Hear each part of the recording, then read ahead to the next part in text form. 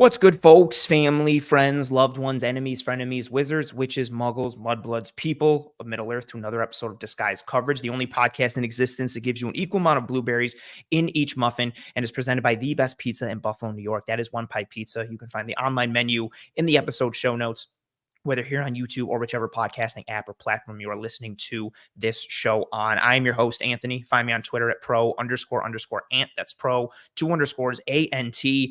In tonight's episode of Disguised Coverage, we're going inside the matchup for the Buffalo Bills and Denver Broncos coming up in Week 10, Monday Night Football.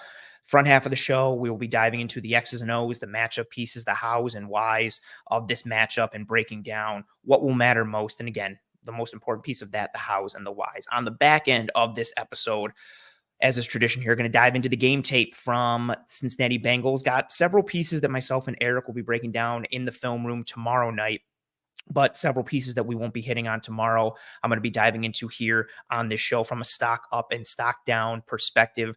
Again, for those who don't know, but I'm pretty sure everyone does, the Bills lost to the Cincinnati Bengals in Week 9, but there were some positives that came out of it along with a bunch of negatives. So we're going to dive into the tape on the back end of that to add some context and perspective to a bunch of it. But as I said, front half of this episode, as we do here, is going to be focused on the Bills and Broncos matchup, the X's and O's preview, and anything and everything from a matchup and schematic perspective to really, again, put this matchup in this game into context to preview and decide what will decide this game in terms of winners and losers and why. And to do that, I bring on my guest here, Mr. Joe Rowles, somebody who, Joe, I told you this offline. I'm going to say to everybody out here in the ether and in existence, you're my go-to guy for Broncos stuff. I don't even remember. I know we followed each other randomly, maybe a couple years ago, but you're a film guy, advanced metrics and stats. You got a good head on your shoulders. I gravitate towards the type of content you produce and how you break down the game and see it and just how objective and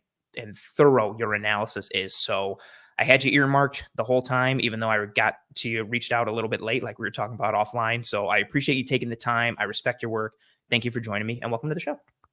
That was quite the intro. Thank you. I really appreciate it. Yeah, no, likewise, you're somebody that I follow just because you're very objective and you're very thorough. And yeah, I thrive on that. And I try to keep up with all the other teams. So the people that are like that are the people I gravitate towards. So I appreciate it. Yeah, hell yeah. And I always tell everybody on the show, even if you're just a Bills fan, you're not a football fan, it's important that you stay up on every other team because every other team is your enemy, and you're a great one for anything and everything Denver Broncos. Real quick, you got a shout out already. Riemann here says you have a great beard. You do have a great beard. Thank you. It is absolutely tremendous. I love it. Other comment I wanted to bring up. So Roy here says, holy crap, we get 2 trees. So Joe, to give you a little background here, I'm big into Christmas. I tried to convince the wife to leave our Christmas tree up all year round about 2 or 3 years ago. I lost that battle. But my idea was you leave it up all year round and you change ornaments and garland based on whatever holiday is going on in that month. So for February, it's all hearts and red. It's a Valentine's Day tree. Come April, it's all pastels and eggs. It's an Easter tree, all that. I lost that battle. But what she did was a little, compromise. She got me this little tree that stays up all year round. And I change the garland based on the theme or holiday of that month. But come November, I start to bring out the bigger Christmas tree. It's still decorated for fall, but then it gets more Christmassy as we get towards Christmas. Roy recognizes the tree every week. I appreciate him for it. It's a big thing. I'm very into the tree, as I am, with the fall decor. But that's all the wife. She changes everything is, there's pumpkin there, fall there, another pumpkin up there. There's a little fallish themed truck up there. That's all the wife. But yeah, this show is really just so I can have the trees and then have the background. Everything else is secondary and ancillary. Worth it. Yeah. Oh, I like what Joe says here. Anthony's going to end up doing this show from a pine forest. I might just add more trees and I'm just going to look I'm in a real, fir tree, pine tree forest. The week before Christmas, just, camp out right now. Right. I should do all trees. Everyone's going to be like, where the hell is he? Speaking of where the hell I am, the Broncos, where they sit, winners of 2 straight against the Green Bay Packers and the Kansas City Chiefs, and then had a bye week this past week in Week 9, a team that started out brutal fashion, 3 losses in a row, including a game they kind of gave away to Washington, and then they got, give up 70 in Miami in a game that, I don't want to say put the Dolphins on the map, but kind of furthered the notion that the Dolphins are world beaters just with how they smacked Denver. but they've kind of righted the ship a little bit. They beat Kansas City. They play a Taylor Swift song as they're doing handshakes and Kansas City's leaving, which I think is fantastic. And also, again, kind of, they had a bit of an ugly loss a couple weeks before in Kansas City. But again, they win 2 in a row. They beat Kansas City at home. They have the bye week. What's the temperature of this team? Where do they sit? Are things starting to click? Is it not? And their last 2 wins are a facade. What's your analysis and take on where the Denver Broncos currently sit right now? It's kind of there's a long answer and a short answer, and I think the long answer is essentially they kind of got lucky in that they caught the Packers. The Packers are a mess, and they kind of are just kind of stumbling through the season. To be honest, like they're really injury plagued. And granted, credit to Denver for getting the win because they definitely dropped the ball a couple times against other, like the Raiders. They got the Raiders in week 1. I don't know how they lost that game. The only reason they beat the Bears is because Jonathan Cooper had a scoop and score in that game. They honestly could have lost that game. That game was peak, like Bears are just throwing everything away. Like that just brutal. And again, like that's been kind of the season is it's just felt like Denver's found a way to lose to the point where at one point I thought Sean Payton was tanking and just kind of like secretly throwing games without like kind of anyone catching on. But no, they beat the Packers, which, kudos to them. And then they kind of got a gift in that Patrick Mahomes caught the flu the day before Denver played him. And and I know you watched the game. Yeah. Denver did a lot of things right, but Patrick Mahomes definitely had an off game. Like there's no way around that. And granted, again, like you can only play the games on your schedule when you have them. But I do think optimism in Denver, and I don't want to be, the guy raining on the parade here, but realistically, there's a lot of talk. Like Javonte Williams is saying, like, we're not going to settle for the playoffs. We're going for the Super Bowl. It's like, y'all are 3-5. Like realistically, Denver needs to probably win at least 7 more games to make the dance in this AFC playoff, race. I think Football Outsiders, or like was once Football Outsiders, gives Denver a 2.7% chance at the playoffs with what their schedule is the rest of the way. They have about a 20% chance at getting a top 5 pick still. So they're kind of in the murky middle. That said, like they are coming to form. The defense does look better than it has. That 70-point game. We'll get into this probably in a little bit because I have some notes on it. Yeah. But they're better than that game for sure. So like if Bills fans kind of think like this is going to be a walkover on defense, I do think you're going to be surprised there. They're playing higher than their talent level for sure, but they're much more sound scheme-wise than they were a month ago. At the same time, on offense, traditional stats paint a picture that Russell Wilson's like airing it out and killing people because he has 16 touchdowns and only 4 picks. It's a lot of Sean Payton kind of controlling what's happening on offense. They're very, very ground-bound. They're taking the air out of the football a lot. Like Russ is dumping it down to running backs at a really high rate. So again, I think they could give you issues. I think if Josh Allen or like a Dalton Kincaid fumble, it happens again, Denver has the talent to pull this out. But I do think they're underdogs for a reason in this game. Coming into this year, so, to give people a little peek behind the curtain, you and I were chopping it up offline, and we were having a really good time, which is part of the reason why we started a little late tonight. But part of what we were talking about was fan bases and expectations for players, for teams. What was your expectation for this Broncos team coming in? Were you all aboard, the Sean Payton momentum, or did you have roster concerns? Were you not a believer in Sean Payton? Like, what were your thoughts and expectations for this Denver Broncos team coming into the 2023 season, especially, whether or not that was potentially shaded by what happened in 2022? And it was. Last year was really a perfect disaster. I've never had a year where I skipped a game last year. Like Wow. like Brett Rippon playing with Hackett was just, it was at a point where I was like, I'm going to be honest. I know how this game is going to go. It just sounds so brutal. Like, it's the Brett Rippon, like running with Nate Hackett. Like, it just sounds so bad. It's not fair. Like and it turned out exactly how you kind of expected it to. But like going into this year, like I had a lot of concerns about Russ. Like Russ clearly, and again, I'll go into this more, but Russ is kind of a forks and knives quarterback, and he always has been. He's very good at the things he's very good at, but God help you if you need soup, because like there's certain things he just kind of takes off the table because he's a little bit shorter. And because of that, that does limit some of the things. Like his quick game has just not been a good part of his game for a long time. The problem is, and last year really exposed this, because like I went into last year thinking like we got Russ, like we're going to go to the Super Bowl. he's slowing down athletically in this level of like, he's not as elusive in the pocket as he used to be. He's still elusive. But you can tell that he has more trouble rolling out and just creating throwing lanes for himself. And those kind of things really became exposed because Hackett wasn't doing anything to help him. This year, like with Peyton, that is like they're bouncing back in the right way, but it's still, I went into this year thinking with Peyton, with the concerns I have about the roster, they lack some issues. Like they lack talent on the defensive line.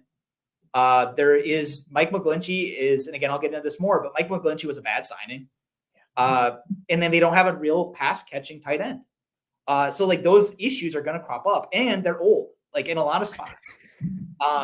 So I thought like they could, if everything bounced right, make the playoffs and maybe be like a spicy team in like the first game. But I didn't think they were going to go much farther than that unless everything kind of went their way. But more realistically, I thought they were going to be a team that's kind of like hovering around 8-9, 9-8, like being that team. And then everything kind of fell apart early. And now they're kind of starting to look like that team over the last month. But they kind of dropped the ball in the first month of the season.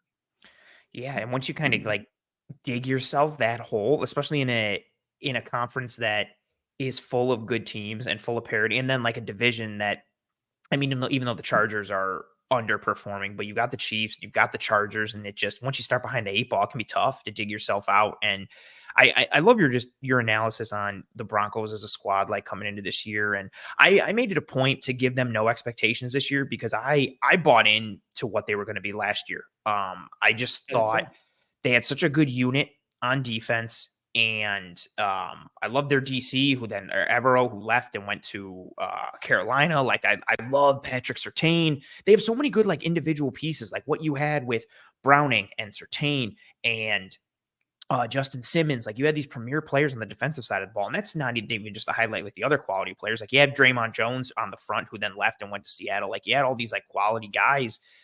And then offensively, I was like, I like Cortland Sutton. I like Jerry Jeudy. I really like Javonte Williams, and put Russ. I was like, okay, to the point, I'm a notorious like draft late quarterback for fantasy football, but I took Russ in like round 10, and I was like, oh man, I'm sitting pretty. Like, this is beautiful. Like I got Russ late, like with my receivers, and man, I got nothing from Russ. And I just kept waiting. I was like, no, this will be the week. He'll turn it around. He'll turn it around. And they just never hit that piece. And then you bring in Sean Payton, who I know Sean Payton has his detractors, but his success and what he did in New Orleans, granted he had Drew Brees, but being able to finagle without Brees at times. And I think it was possible to come into this season and kind of be on that, positivity buzz a little bit. But then, yeah, you come out and you lose you have a bad loss to the Raiders, another bad loss to Washington. But then, you get that win against the Packers. And I think anytime anybody beats the Chiefs, they feel good about themselves, but especially the Denver Broncos, who just could First not. time since Peyton Manning retired.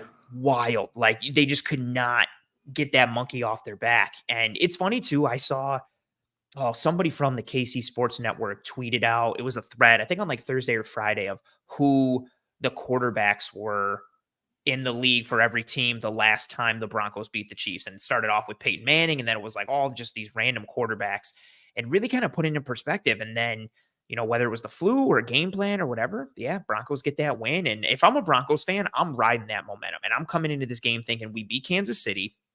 The Bills have been floundering a bit.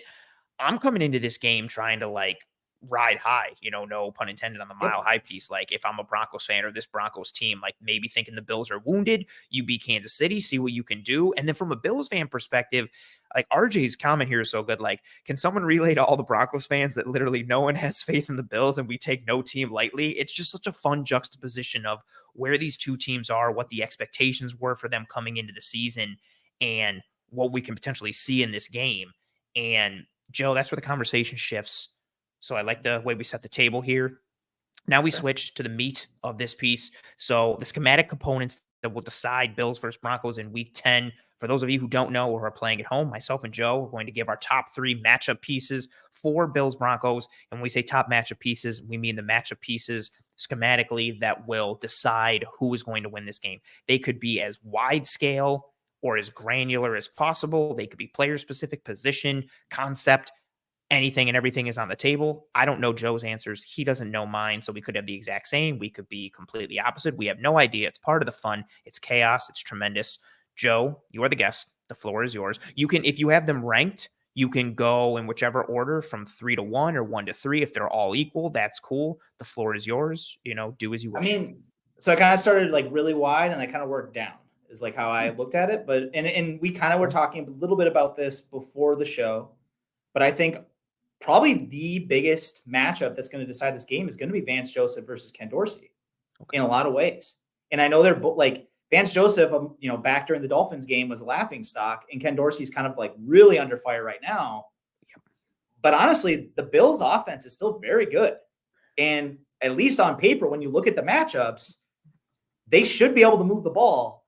But at the same time, Vance Joseph over the last couple games, like their red zone defense has been really, really astounding to the point where like that is the thing that at least in Denver, people are kind of hanging their hat on is like, yeah, they might move the ball on us, but they're not going to score. Mm-hmm. The Bills are going to score. Like I've looked into all the numbers and stuff. You guys are still averaging 25 points a game. You guys basically have scored within the 20, and was it like 90% of the time?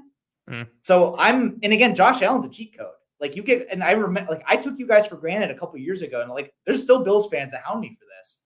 But like that year that Josh Allen wasn't quite the passer yet, but he was like a full-time starter, goes in that game, and the thing is, like you get close to the red zone, his rushing ability makes him such a threat. You can't just shut him down. Mm. And I think that's going to be a thing that's going to, like, the Broncos are going to need to score in this game. But if Vance Joseph can slow you guys down just enough, I think that's going to make a difference. Absolutely. I'm in I got 2 points that kind of relate to that. I'm going to go with this first one piece. So I'm kind of in that same boat for this first matchup piece. I kind of went wide scale, but a little more niched. For me in particular. No, I have other stuff too. Yeah. No, of course. So my first piece here is just the Bills passing offense versus the Broncos passing defense. So I think a lot of people look at the numbers, especially from like an EPA. EPA is kind of the rage now for a lot of people. And when I say the rage, I mean people are raging against it and saying it sucks and it's stupid and doesn't tell you anything.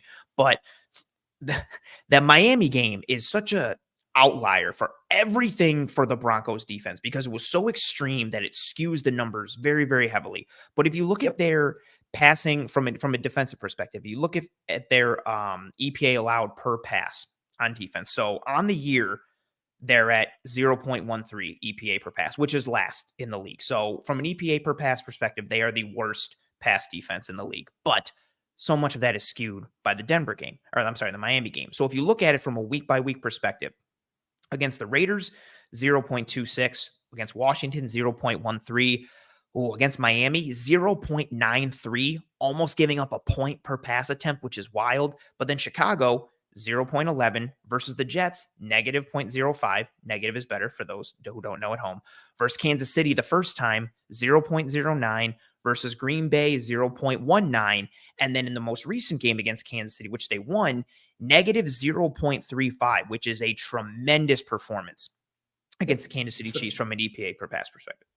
And for those of you who don't necessarily want to like get bogged down in EPA, it's also the first time that I think it's the first time in 26 games that Patrick Mahomes didn't throw a touchdown in the game. So like they were good all around in that game. And to your point, that Miami game was even worse than the numbers actually show. Because if you remember, at the end of the game, Mike White was moving down the field and kneeled on fourth down. They could have kicked. They're at the 27-yard line. They could have made NFL history and tied with a field goal with the backup quarterback in. So, like, they were terrible. With that said, Justin Simmons missed that game. He was replaced by Delarian Turner-Yell, who had never played on defense before. And I knew going into that game that was going to be a bad matchup just based on, like, you can't lose your, like, Hall of Fame-ish caliber safety and replace him with a first-time ever guy who hasn't played defense. Like, that's going to hurt against Tyreek Hill. And it did. But that said, going into this game, like, one of the things that's really big for Vance Joseph, I think, in the last month or so, is he's started to move away from like when it started out, like, and Sean Payton had said this basically, that they were going to be running like the Fangio-esque scheme. Mm-hmm. But then he hires Vance Joseph, who has no background in it. And so, like, it was kind of a question I had back in training camp. And it was one of those things back in camp where everyone was like wondering and asking the media members who were there, were they running like a Fangio system? Are they running like Vance Joseph's defense? Because, like, again, like Vance Joseph was the head coach in Denver. Like, people are familiar with what he did. It was very like Wade Phillips-esque, where a lot of cover three, a lot of man coverage. You're going to play out of base. Like Vance Joseph used to play out of a base a lot. And it was one of those things like Fangio doesn't necessarily do that. He runs a lot of like penny fronts or like what's essentially like a modern bear front. Yep. And so like there was a lot of questions. And then the other thing was one high versus two high. Fangio basically bases almost everything out of a two high shell, and then we'll shade down and change up the look post snap. Vance Joseph, traditionally at least, was very, very much like he's going to run out of like a single high shell unless he's in passing downs. And so early in the season, and again, after that Miami game, Coach Vass, I think you probably know who he is. Yeah. Kind of did a film breakdown of like what the heck went wrong. And he came to the same conclusion a lot of people is it's like, it didn't look like Vance Joseph really knew how to match what he was trying to call with what the offense was doing. Like there was just issues with like alignments. Like he was calling the wrong formations for like what he was facing, stuff like that. And it was the kind of stuff that like I was calling for him to get fired early because it was just like, how can you do this? Like, how are you going to run this defense and then ask somebody? It's like giving a Lamborghini to a 16-year-old. Like you're going to have a car accident. But in the last month, like the Broncos have like simplified what they're trying to do. They're moving towards more Vance's defense, and it works. Like they're still running a lot of like the penny personnel. They're running like a lot more stuff like that. But like Vance has gotten better, and also like they're not necessarily calling things that aren't in his wheelhouse anyway.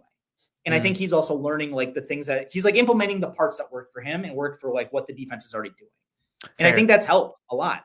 Guys are in the right position a lot more often. And again, like I said, they're playing higher than their talent level. Because as we kind of dig into the defensive matchups, first of all, like obviously Patrick Surtain versus Stephon Diggs is going to get probably the most ink in the passing game. Yeah. Because like, unlike the Chiefs, really, because the Chiefs' number one receiver is Travis Kelce, and everybody knows it. You're not necessarily going to put Surtain on him. You're going to use him some, but like that's not what they did every snap. I would bet that they're going to use Surtain on Stephon Diggs a lot. And then the Bills are going to try and hide him and move him around to try and get him away from Surtain because the other cornerback wasn't even starting at the beginning of the season. It's Fabian Moreau. And to his credit, Fabian Moreau is playing better than the Broncos' old cornerback too, Damari Mathis. But a lot of this is also like he hasn't played a lot yet. And he's had some pretty favorable games. He's played against Jordan Love, who's erratic, is probably the kindest word I can. I was going to say that's again, a very positive way to say it. Maybe he'll get better, but like he's not there yet. And the Packers have very young receivers. So like they were not able to expose Moreau. And then the Chiefs, other than Rice, like the Chiefs receivers are bad, like just straight up bad right now. And maybe they're good by the playoffs, but they haven't been able to punish teams with their other receivers yet. So if you shut down Kelce, you can kind of hide Moreau. Like you're not going to get hurt by him too much. And granted, again, he's playing okay. Yeah. But I do think that you guys with Gabe Davis, you guys could punish that, especially if the Broncos fall asleep on playing coverage over the top. I'm so like caught into this specific matchup piece because there's so like you said, you know, the Bills offense is better than what it seems like, but so much of the conversation around, because if you look, whether it's, you know, all these advanced metrics that everybody suddenly hates, if you're looking at EPA, if you're looking at DVOA, like there's all this data, raw and advanced, that points to the Bills offense being a very good offense from an efficiency standpoint. And they have been. It's the reason, you know, from a pass perspective, they're third in EPA per pass on the entire year. If you're looking at the offense as a whole, they're second in the entire NFL in EPA per play on offense behind only the Miami Dolphins. Like this offense has been a very good offense. Josh Allen is second in EPA, you know, per attempt there with what he's doing. So if you're looking at it from a holistic offense perspective or Josh Allen perspective, from an advanced data standpoint, it's been working. The problem with this offense is they've almost been too efficient to the point that the explosives have started to kind of wean away from the offense. And some of that is the bigger and larger conversation with what modern NFL defenses are doing and how they're putting a cap on offenses and limiting explosives and yada, yada, yada, and all that stuff. And then some of it is, you know, Ken Dorsey. Some of it is poor execution and poor reading by Josh Allen. It's all this, you know, it's a combination and amalgamation of all of those things that has resulted in some of the struggles offensively. But on the whole, they've been a very efficient offense. And the reason their EPA per play is so high and why they function so well in DVOA is because they do move the ball on large very well as an offense. The problem is they get into these drive stalling moments, whether it's a turnover or a big sack given up or a penalty or a big drop or a misexecution or a bad design. And, you know, the defense runs a blitz because they know the protection that the Bills are going to use and they know the hot route they're going to have and they snuff it out. all of these, potential possibilities, and these are all things that have caused the Bills offense to stall out at different points over the past several games, getting into 3rd and longs and opening themselves up to creative pressure packages from defenses. But I look at this Broncos defense with Surtain and with Baron Browning coming back, who I really, really, really like. I'm going to talk about him in a second. I look at the capability that they have from an individual player standpoint, and with Vance Joseph and kind of settling in a little bit more.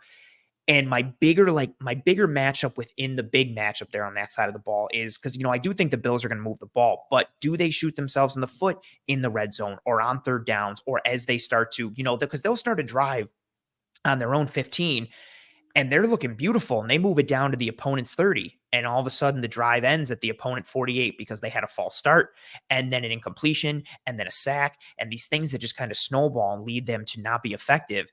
And overall, like with the matchup piece, Denver coming into this past week, 60% zone coverage. So you're looking at a heavy zone defensive team, pretty evenly split though from a post snap coverage standpoint in terms of middle field close versus middle field open, 44% middle field close, 40% middle field open. So almost dead even split when it comes to single high versus 2 high looks post snap. But what I do like, and this ties into some of the Fangio pieces, but also with what Vance Joseph has been doing, they're 9th in 2 high shells pre-snap at 58%. So they're showing some 2 high, but then either staying in it or spinning, which adds to that disguise piece. But they do have that tendency to spin a safety post-snap with what they're doing. And Josh Allen has been inefficient in his diagnosing of coverages and in hitting his hot reads and figuring out what he's going to hit post-snap. So you add in the playmakers that they have on the back end, and then on the front too, again, from an overall schematic standpoint, but then from an individual standpoint, Baron Browning came back from injury versus the Green Bay Packers. So he's only played 2 games, not a large sample size thus far. But amongst the 128 edges in all of football that have at least 45 pass rush snaps, he's 2nd in pass rush productivity, which is a formula that combines sacks, hits, and hurries, aka pressures, relative to how many times you rush the passer. In 2 games, he has 10 pressures, 2 sacks, 2 hits, and 6 hurries. He's also ranked 18th amongst 200 qualifying defenders. That's anybody who plays defense. He's 18th in pressure percentage at 23.1%. So whether it's Surtain making a play on the back end that causes Josh Allen to hold the ball, whether it's Browning beating with that speed, he can give Spencer Brown problems. He can give Deion Dawkins problems. And so whether it's him or Nick Bonito, who at Oklahoma was so fun, just how he rushes the passer, but doesn't really play run defense. And I still see that kind of happening a little bit in Denver, but with Browning and Bonito, and even with what Jonathan Cooper gives you, like you have a fun-ish group coming off the edge and seeing what they can do. And I wonder their level of impact in addition to the coverage structures that we'll see from Vance Joseph. But I really looked at that individual playmaker piece to see if that gets this Bills offense off track and causes them to go into these kind of drive stalling moments. Because it could be anything. It could be Browning comes around the edge and strip sacks Allen, or draws a hold, or Surtain makes a play on the ball, or just any type of anything, like from an individual player standpoint, let alone the schematic piece. And that's something that's just caused the Bills to shoot themselves in the foot, or teams to shoot the Bills in the foot over and over again, especially during like these last several weeks where we've seen a lot of losses. Yeah. Well, and to be honest, like if I could give Baron Browning like my body parts to like help him stay healthy, I would, because like this Broncos defense in a lot of ways is it's changed in part because he's been in the games. Because before, and I think Warren Sharp had this, but like over the course of the season, the Broncos are still ranked last in terms of like creating pressure. And part of that also is obviously the Dolphins game. And part of that is, also like for a big chunk of the season, they didn't have Browning. But as you kind of alluded to with Bonito's fairly one-dimensional still. And at the same time, and I like Cooper. Cooper's one of those guys that probably should have been a 4th-round pick. He fell in the draft because of questions about his heart.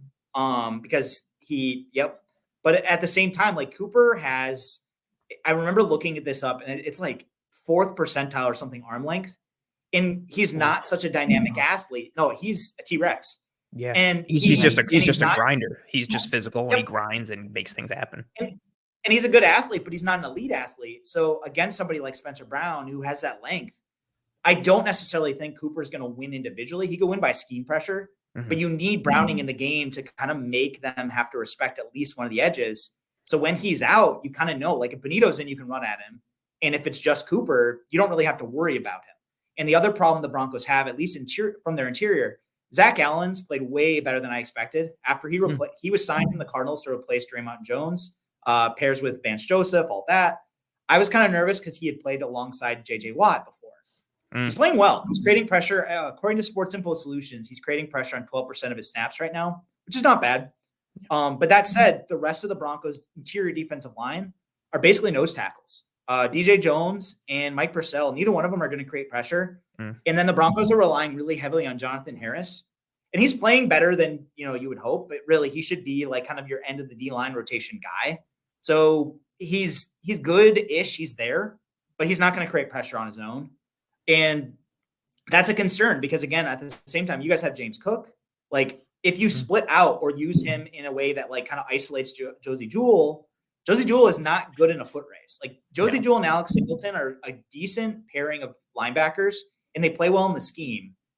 But Alex Singleton kind of struggles if you get a blocker on him because he doesn't do a great job of shutting blocks. And then Josie Jewell is slow. In like a lot of Broncos fans kind of overreact to that based on like Travis Kelce's going to catch passes on everybody. Like tight ends, a tight end catching passes on you is not a direct result of linebackers. I know in Madden it is, but in real life it is not. But at the same time, like a good offensive coordinator can isolate that guy sometimes, especially in the spread sets that you guys use. Dalton Kincaid and James Cook both are quick enough that if they get isolated on Jewell, that's a problem for Denver. That's a fair point. Jewell is very much like, I feel like he just came like a couple generations too late for the type of linebacker he is. Like he's meant to be in the 90s and maybe even a little bit in the 2000s, but like he just, you saw the type of game that he had at Iowa, and I was like, oh, that's not going to translate great. And, I actually saw a bunch of people who were using that to knock Jack Campbell coming out of Iowa. People were like, well, he's just another Josie Jewell. It's like, they're not even close. The same type of player with how they move. But there's just something, I don't know if it's the name or just the grittiness and the physicality. I just like the way Josie Jewell plays, even though I know like what you're going to get from him in coverage and like, and to be fair to him, like he plays smart. Like he's a good player. Well, he has to because he's not like, But I just mean like early on, like in his career, his rookie year, like he was rough. Like the first time I saw him in the Vance Joseph defense, it was bad. Like, and they started him anyway. And so I was a little nervous when you went from Avero to Joseph again, just because I was like, well, what are we going to do with Jewell? Because like they just paid him. Yeah. But Jewell, again, to his credit, like he's a quick player. Like mentally, he's very quick. It's just physically, he has limitations, and that's why he fell in the draft. I think him even being a starter, whatever tier you want to put him in, with his lack of like athleticism, it's a testament to his processing and how intelligent of a player he is. Like he will get there because he's reading, he studies tape, like he's diagnosing properly and he's processing quickly. Like there's a difference between like foot speed and play speed, and he can play fast because of how good of a processor he is. But exactly to your point, it doesn't matter how good of a processor he is. If you can isolate him in space against, a tight end like Dalton Kincaid and create that one-on-one, that's advantage Kincaid every single week. Like you watched what he was doing in space against Logan Wilson and Jermaine Pratt against Cincinnati. And that level of athleticism at linebacker is worlds higher than what Jewell has from his perspective. I also look to see if the Broncos, how much they try to game up from a rush perspective, the right side of the Bills line. So Spencer Brown, right tackle, has been the biggest weakness on the Bills offensive line. He's played better this year though, but they've given him a lot of help. He's the side that's getting, whether it's the running back help and protection, or, when they do the popular thing that McVay started with, the spread, but you got like the two chippers aligned on next to each tackle. They'll give him all the help. They did it, against the Raiders with Max Crosby. Every time Crosby was across from Spencer Brown, it was literally like they were like, here's Dawson Knox, here's Dalton Kincaid, here's a running back. Like they're giving him chip help so that way he's not one-on-one. The Bengals gamed him up, and Osiris Torrance, the Bills rookie guard from Florida, who's had a very good year.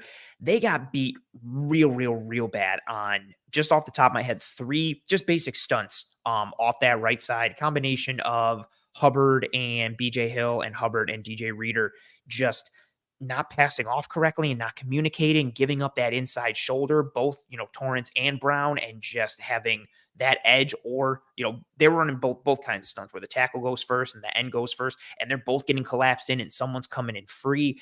they did not have a good game from an execution standpoint and or from a communication standpoint against two-man games. And I look to see if the Broncos, whether it's through 5 or 6 man pressures potentially, or just your standard, we're going to rush 4. Let's try to game you up a little bit, especially with Browning coming back, trying to create some runways or some extra pathways for him.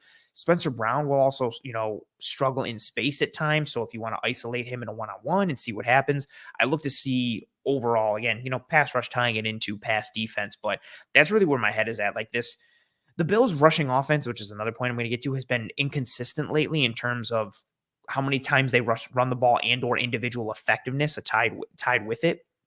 That this offense is so pass heavy at certain points, and then seeing where the Broncos have been with their struggles, but kind of turning the corner potentially. I look to see that piece. All right. Second point. What do you got for your second matchup piece here for Bills Broncos? Russell Wilson versus the Bills pass defense. And again, you and I touched on a little bit, and we talked about this a little bit with Russell Wilson already with the forks and knives comparison. But in a lot of ways, and this is one of the reasons also why I really love the Sean Payton trade, looking back on it, is the fact that the Broncos traded for him. I hated it because they gave up a first, but also because they gave up that first. At the end of the day, last year, Russell Wilson ran the room. Like, he got to do what he wanted to do. Yeah. Hackett essentially brought plays to the table that he said Russ liked. Russ had his own QB coach. He had his own office, like this whole thing. That's not how it is with Sean Payton. Like, this is Sean Payton's offense that he is dialing around Russ. And again, in a lot of ways, he's managing it. And we're seeing a better version of Russell Wilson because of it. But at the same time, he struggles with quick game. He's indecisive at times. And again, this is Russ for his career. Like, Russ takes a lot of sacks. People always wanted to blame the offensive line or Pete Carroll. I almost said Steve Carroll. But the thing is, like, it's a Russ thing. Like, and you can see it on the tape even. Like, there's times he locks onto his first read, and he's just it almost reminds you of a rookie sometimes, where you can watch other people getting open, and it's like, Russ, like, they're open. Like, just get off your read. He had a play in the Chiefs game right before the half. And it was the fumble that gave the Chiefs the field goal. You can see he has other options, and he's holding on to it. Garrett Bowles gives up pressure immediately, and Russ steps up to avoid the initial pressure that comes to him. But then he decides to try and reset to throw deep downfield instead of just taking whatever he can and just not giving the ball up. And because he kind of resets, he ends up giving the Chiefs the time to fumble, force the fumble, and then they get 3 points out of it. And honestly, that could have cost the Broncos the game. I was yelling at my TV so hard because I was just like, why? Bronco's gonna Bronco, I guess. This is why you haven't won in God knows how many years. I was like, I can't believe there's no reason to do that situationally right now. As you were narrating it, I could picture it again in my head, and I'm right back there, and I'm mad yelling at my TV again. But before the Chiefs game, PFF had found, according to their metrics, that Russell Wilson had the highest rank of quarterback caused pressure of any quarterback in the NFL, with at least 50 pressure dropbacks. And that's just, and again, that's not a surprise to anyone who watches Russell Wilson play football. But in the past, Russell Wilson, he's also a big game hunter. Again, Russell Wilson has the arm talent, and he's accurate enough that he's always kind of that has been something you live with because he creates so many big plays on his own that shouldn't be there. And the thing is, good Russ, yes, he still does that. But this year, we're seeing Peyton kind of try and manage him because they're trying to hide those bad plays more often. And I do think playing against the Bills, yes, you guys lost Tre'Davious White. And yes, at least on paper, individually, the Broncos receivers should win their matchups. If you guys complicate the coverages enough and make Russ have to sit there and think about it, you're going to get home. It's super funny because I think people see Russ as, I don't want to say that's still the same quarterback that he was, in Seattle, but I think they think of him as this extremely mobile guy who just finagles out of pressure and kind of creates magic. And like you said, there were some, cracks in the armor with his time at Seattle, but I think a lot of it, got blamed either on the offensive line or the offensive injury coordinator. Yep. Or the injury, all these pieces that kind of explain. I mean, it's the whole reason we let the whole, let Russ cook thing, because there was literally a movement that was no, Russell Wilson's this awesome dynamic quarterback. Let him do his thing. But if you look at, so I've also tied into this matchup piece as my second. I just generalized it as the Bills passing defense versus the Broncos passing offense, but I've got some specific points as we go into. But some of the notes, yeah. So if you're looking at Russell Wilson this year, amongst the 41 qualifying quarterbacks, he is fifth in terms of pressures that get converted into sacks. And it's a pretty high clip. He's at 27% even on the dot. The only quarterbacks that are ahead of him, sorry, that's 2022. Let me go back to the numbers. I saw Carson Wentz on the day and I was like, that doesn't make sense. If we're looking at okay, so that was last year, which was still bad. This year in 2023, he's sixth. So not really better. 23% pressure converted to sack percentage. The only quarterbacks that are ahead of him are Ryan Tannehill, Desmond Ridder, Sam Howell, Daniel Jones, and Aiden O'Connell. So not exactly a murderer's row in terms of processing or experience for quarterbacks. So you look at where Russ sits from a pressure converted to sack percentage. So not only is he kind of creating some of that pressure, but when he is, he's not really able to tap into that Russell Wilson magic that he used to and dance and make these plays out of nowhere and out of nothing and, throw a moon ball. And then on top of that, if you look at his overall time to throw, 3.12 seconds on the year, which is the third longest. The only quarterbacks that have a longer time to throw are Justin Fields at number 1 at 3.23. And everybody, I feel like at this point, knows his struggles and why he holds onto the ball so much. Jalen Hurts is second, but I think some of that is more play design and creation and how that Eagles offense works. So Wilson, to your point, he's holding onto the football. He doesn't have the magic, whether it's, mentally or the juice piece or just the intangible aspect that he used to have when he was playing in college and playing early on in Seattle. So he's inviting that pressure. He's not getting away from it enough, and it's significantly hindering this Broncos offense.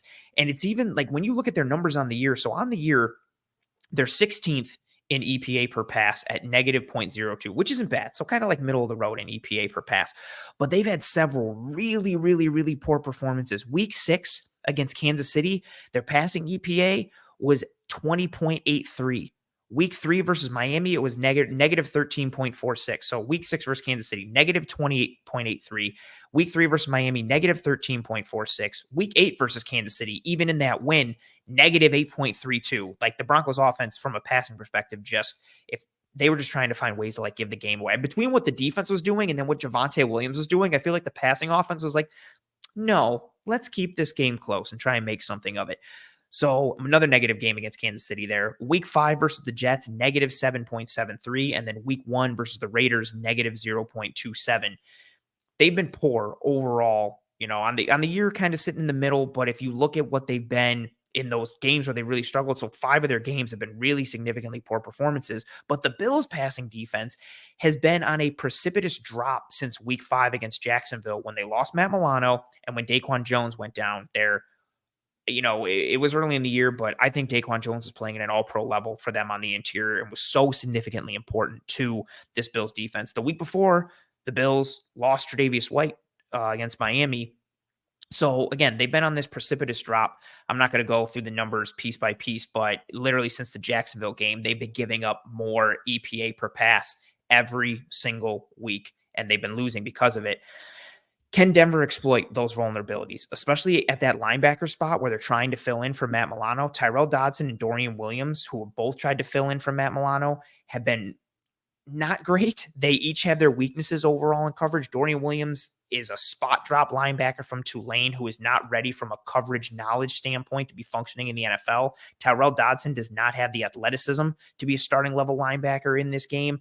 Both of them have had struggles and weaknesses in trying to replace Milano, and they both might play because Terrell Bernard, who started and has had a good year, had a concussion this past week. So we'll see if he clears protocol and can play. So if he doesn't, you're looking at Williams and Dodson. The Bills have overall had their struggles from a pass perspective. And then not to mention too, some of the coverages they played, they've had struggles stopping the run. They've had to commit defenders to the box, whether it's nickel, corner Taron Johnson or spinning a safety down, which they've done more, which limits the coverages and the disguising they can do on the back end. Then also, because they don't have faith in Dodson and or Williams in coverage, they've been using more 3 safety sets on third downs. They'll put Jordan Poyer in as the dime linebacker on the second level, but that's potentially, been thrown into chaos now because Micah Hyde got hurt last week against Cincinnati. So he might not play, which hurts their opportunity to go 3 safeties. there's a multitude of storylines within the bigger storyline when it comes to the Bills' pass defense, in addition to some of the lack of pressure they've been consistently generating, even though Leonard Floyd has been great. There's all these pieces that kind of correlate, and this Broncos offense has struggled. Russell Wilson invites the pressure. He doesn't get away from it. You're going up against this unit that was crushing everybody with simulated pressures and disguising their looks and 5 and 6 man pressures and having strong coverage and route distribution, close downs on the back end. But again, each piece, overall pressure and coverage execution on the back end, it's been on a steady, precipitous drop since week 5 when they started to have all these injuries start to happen. They had more injuries coming out of the Cincinnati game. I really... I just don't want this to be the game where it could happen, but like could be the game where like Russell Wilson throws for like 304 yards and 3 touchdowns. And then I don't think it will happen, but if it did, the Bills defense is just so banged up. And like, I don't know, is this the game where Russ finally cooks? Like, I don't think so, but they're just so banged up. They can't execute at the level they need to, and they can't run the whole menu and the whole gamut of what they used to run before they had those injuries. Well, and I'm really curious to see if Sean Payton kind of continues with the same game plan that they used against the Chiefs in part, because with all the injuries and what you were just talking about, if you can kind of force the Bills to commit more and more bodies to trying to stop the run game, that's going to take less pressure off of Russ to like kind of make the right reads, because it kind of makes the game easier. Because here's the thing, the Broncos don't have a receiving tight end. Like really, like Adam Troutman is their tight end because Greg Dulcich got hurt. And behind him is Chris Manners, who's essentially an offensive lineman. Yeah, as it is, the Broncos. He was used in Jacksonville last year as basically like a 6th offensive lineman. I think there was some. Oh, I wish I could remember the stat. Like when Manhurts was in for Jacksonville, like they had like an 80% or like some ridiculous run rate. It was literally like if Manhurts is in there, he's blocking. It's a run. That's it. And that's basically his job now. And then even still, the Broncos have been using Quinn Bailey, a 6th offensive lineman, as another tight end a lot. So the Broncos basically, if they go into 12 personnel, like they don't really have a matchup threat out of 12 personnel that's going to probably challenge those linebackers. But what they'll probably do is try and make you guys have to respect the run first and go out of play action as much as they can from it, because then they can try and get ISO shots. Because again, if Christian Benford's hurt, and I know he got hurt in the Bengals game, but I haven't yet seen like where he's at now. Yeah. But if he's still hurt, you guys' cornerback room is really depleted too. And it's a hamstring injury too. So soft tissue is so wonky. He could be good to go, or it could turn into like a out or a 2-week type of thing. Like it's so tricky. And the thing is, Courtland Sutton's been legitimately good this year. He's not back to like pre-injury 2019. Like I don't think he ever is going to get there again. But he's good. Like, and he's Russ's favorite target. And what he's able to do is he's able to play bully ball. He's not always able to create a lot of like separation. But he can play through contact. He goes up and gets it, and he can secure in traffic a lot. And Peyton's good at scheming him open. And then at the same time, you have Jerry Jeudy. And granted, again, Jerry Jeudy and Marvin Mims is kind of like this whole, like, the Broncos almost traded Jerry Jeudy. And so, like, a lot of Broncos fans are kind of, like, over him already because they mentally prepared to, say, like, oh, he's crap anyway. We don't care that we got a 5th. And then Marvin Mims, who just hasn't received a lot of targets. But at the same time, like, both of them are dynamic enough to cause issues for your secondary. Jerry Jeudy is very good at creating separation, like in his route stem. And while he's not as physical, either like through the catch point or like as reliable at bringing the ball down, he can create separation enough against like overmatched corners that could be a problem for you. And Marvin Mims is just straight up a vertical threat. And that's part of the reason why he hasn't gotten a lot of touches. It's because the Broncos drafted him basically take the top off the defense. Well, if you guys are missing Benford, if Hyde is playing hurt, or if he's not playing, all of a sudden Marvin Mims looks like a very, very likely go ball threat. Yeah, and if they have to spin a safety down to try and stop the run, because I like Javonte Williams and I like what the Broncos do with the run game. And so this is just basic, numbers at a certain point. Like if you have to spin a safety down to try and stop the run, you now have single coverage looks. And you create more one-on-one opportunities. And if you want to run Mims up the seam, or you want to run crossers, or you want to just put him vertical on, because I don't know what the corner situation. There's a realistic chance that the starting corners for the Bills on Sunday are Josh Norman and Rasul Douglas. And Rasul Douglas is sweet. I really like that trade pickup. But if I can get that matchup, I'm putting Mims on Norman. And I'm just like, bro, just run fast. Just haul ass up the sideline at this point. Yep. And Russ is going to throw you a moon ball, or vice versa. If you get Courtland Sutton Norman, I've been a big Cortland Sutton fan since his time at SMU, and I just value him a lot. I don't think he's ever going to be like that. I think at times he can flash like he's a low end wide receiver 1, but I think he's Yep. such a good like high end or middle tier wide receiver 2 with his hands, his size, the physicality, and I don't know how the Bills match up with him from a secondary standpoint with how injured and banged up they are. And if Russ is just throwing moon balls or jump balls to Sutton, like that physical presence we've seen now multiple times, the Bills struggle to kind of match up from a frame and size perspective against T. Higgins the multiple times that they played Cincinnati. Yep. Sutton is not as fast as Higgins, but he's thicker, he's bigger, he can still climb the ladder. Like he presents just such a mismatch against the Bills secondary in particular because of his size and his frame and how he works. And I wonder if, so Russ on the year, average depth of target, he's sitting at 7.8. 6.5. Oh, okay. I have a different. Yeah. It depends on where SIS differs from PFF. I have PFF up for this time. That always drives me nuts. There's multiple advanced metric sites. Like I'll look up like pass rush snaps, which is a basic thing. Like PFF will say one thing and SIS says another. And I'm like, how do you guys not have the same pass rush? It's just a basic thing. We'll probably get into that when we talk about Von Miller, because I was listening to a PFF podcast this morning, and their metrics for Von's pressures and SIS's pressures is completely different. So wild. And same thing with even like PFF with how they do sacks, because they don't give half sacks. So if you get a half sack, it's automatically a hole. So I use PFF because for pass rush productivity all the time, and I'll be like, oh, like Timmy has like 12 sacks, but actually Timmy only has like 8 because they counted all the halves as holes, and it's just driving me nuts. Like, and so that's the A dot right there is a good example. But per PFF, there's that A dot. But the bigger one for me is the percentage of throws that Russ has thrown.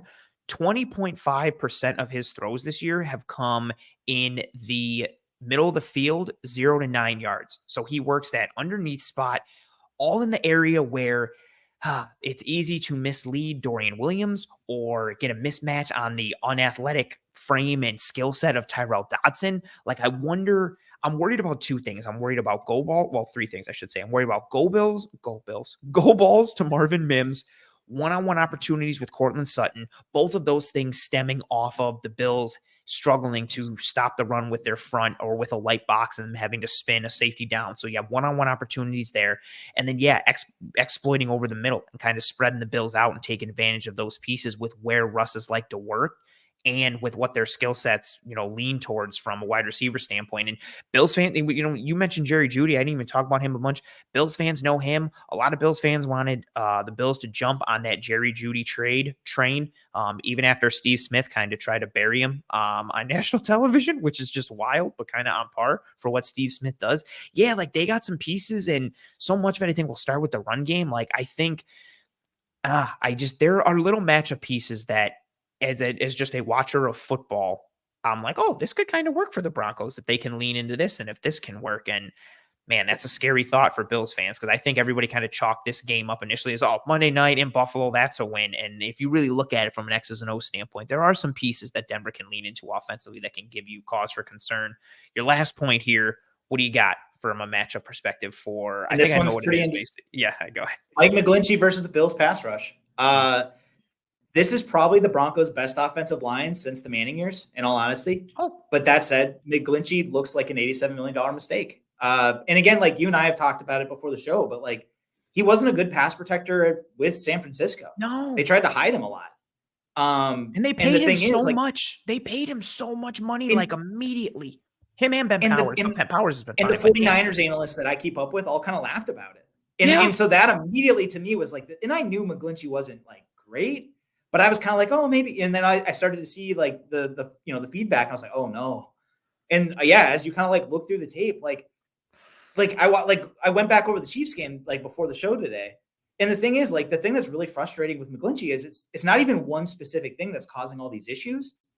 He loses in a lot of different ways. He's a bad pass protector. And I looked up the numbers. Again, this is according to football Sports Info Solutions.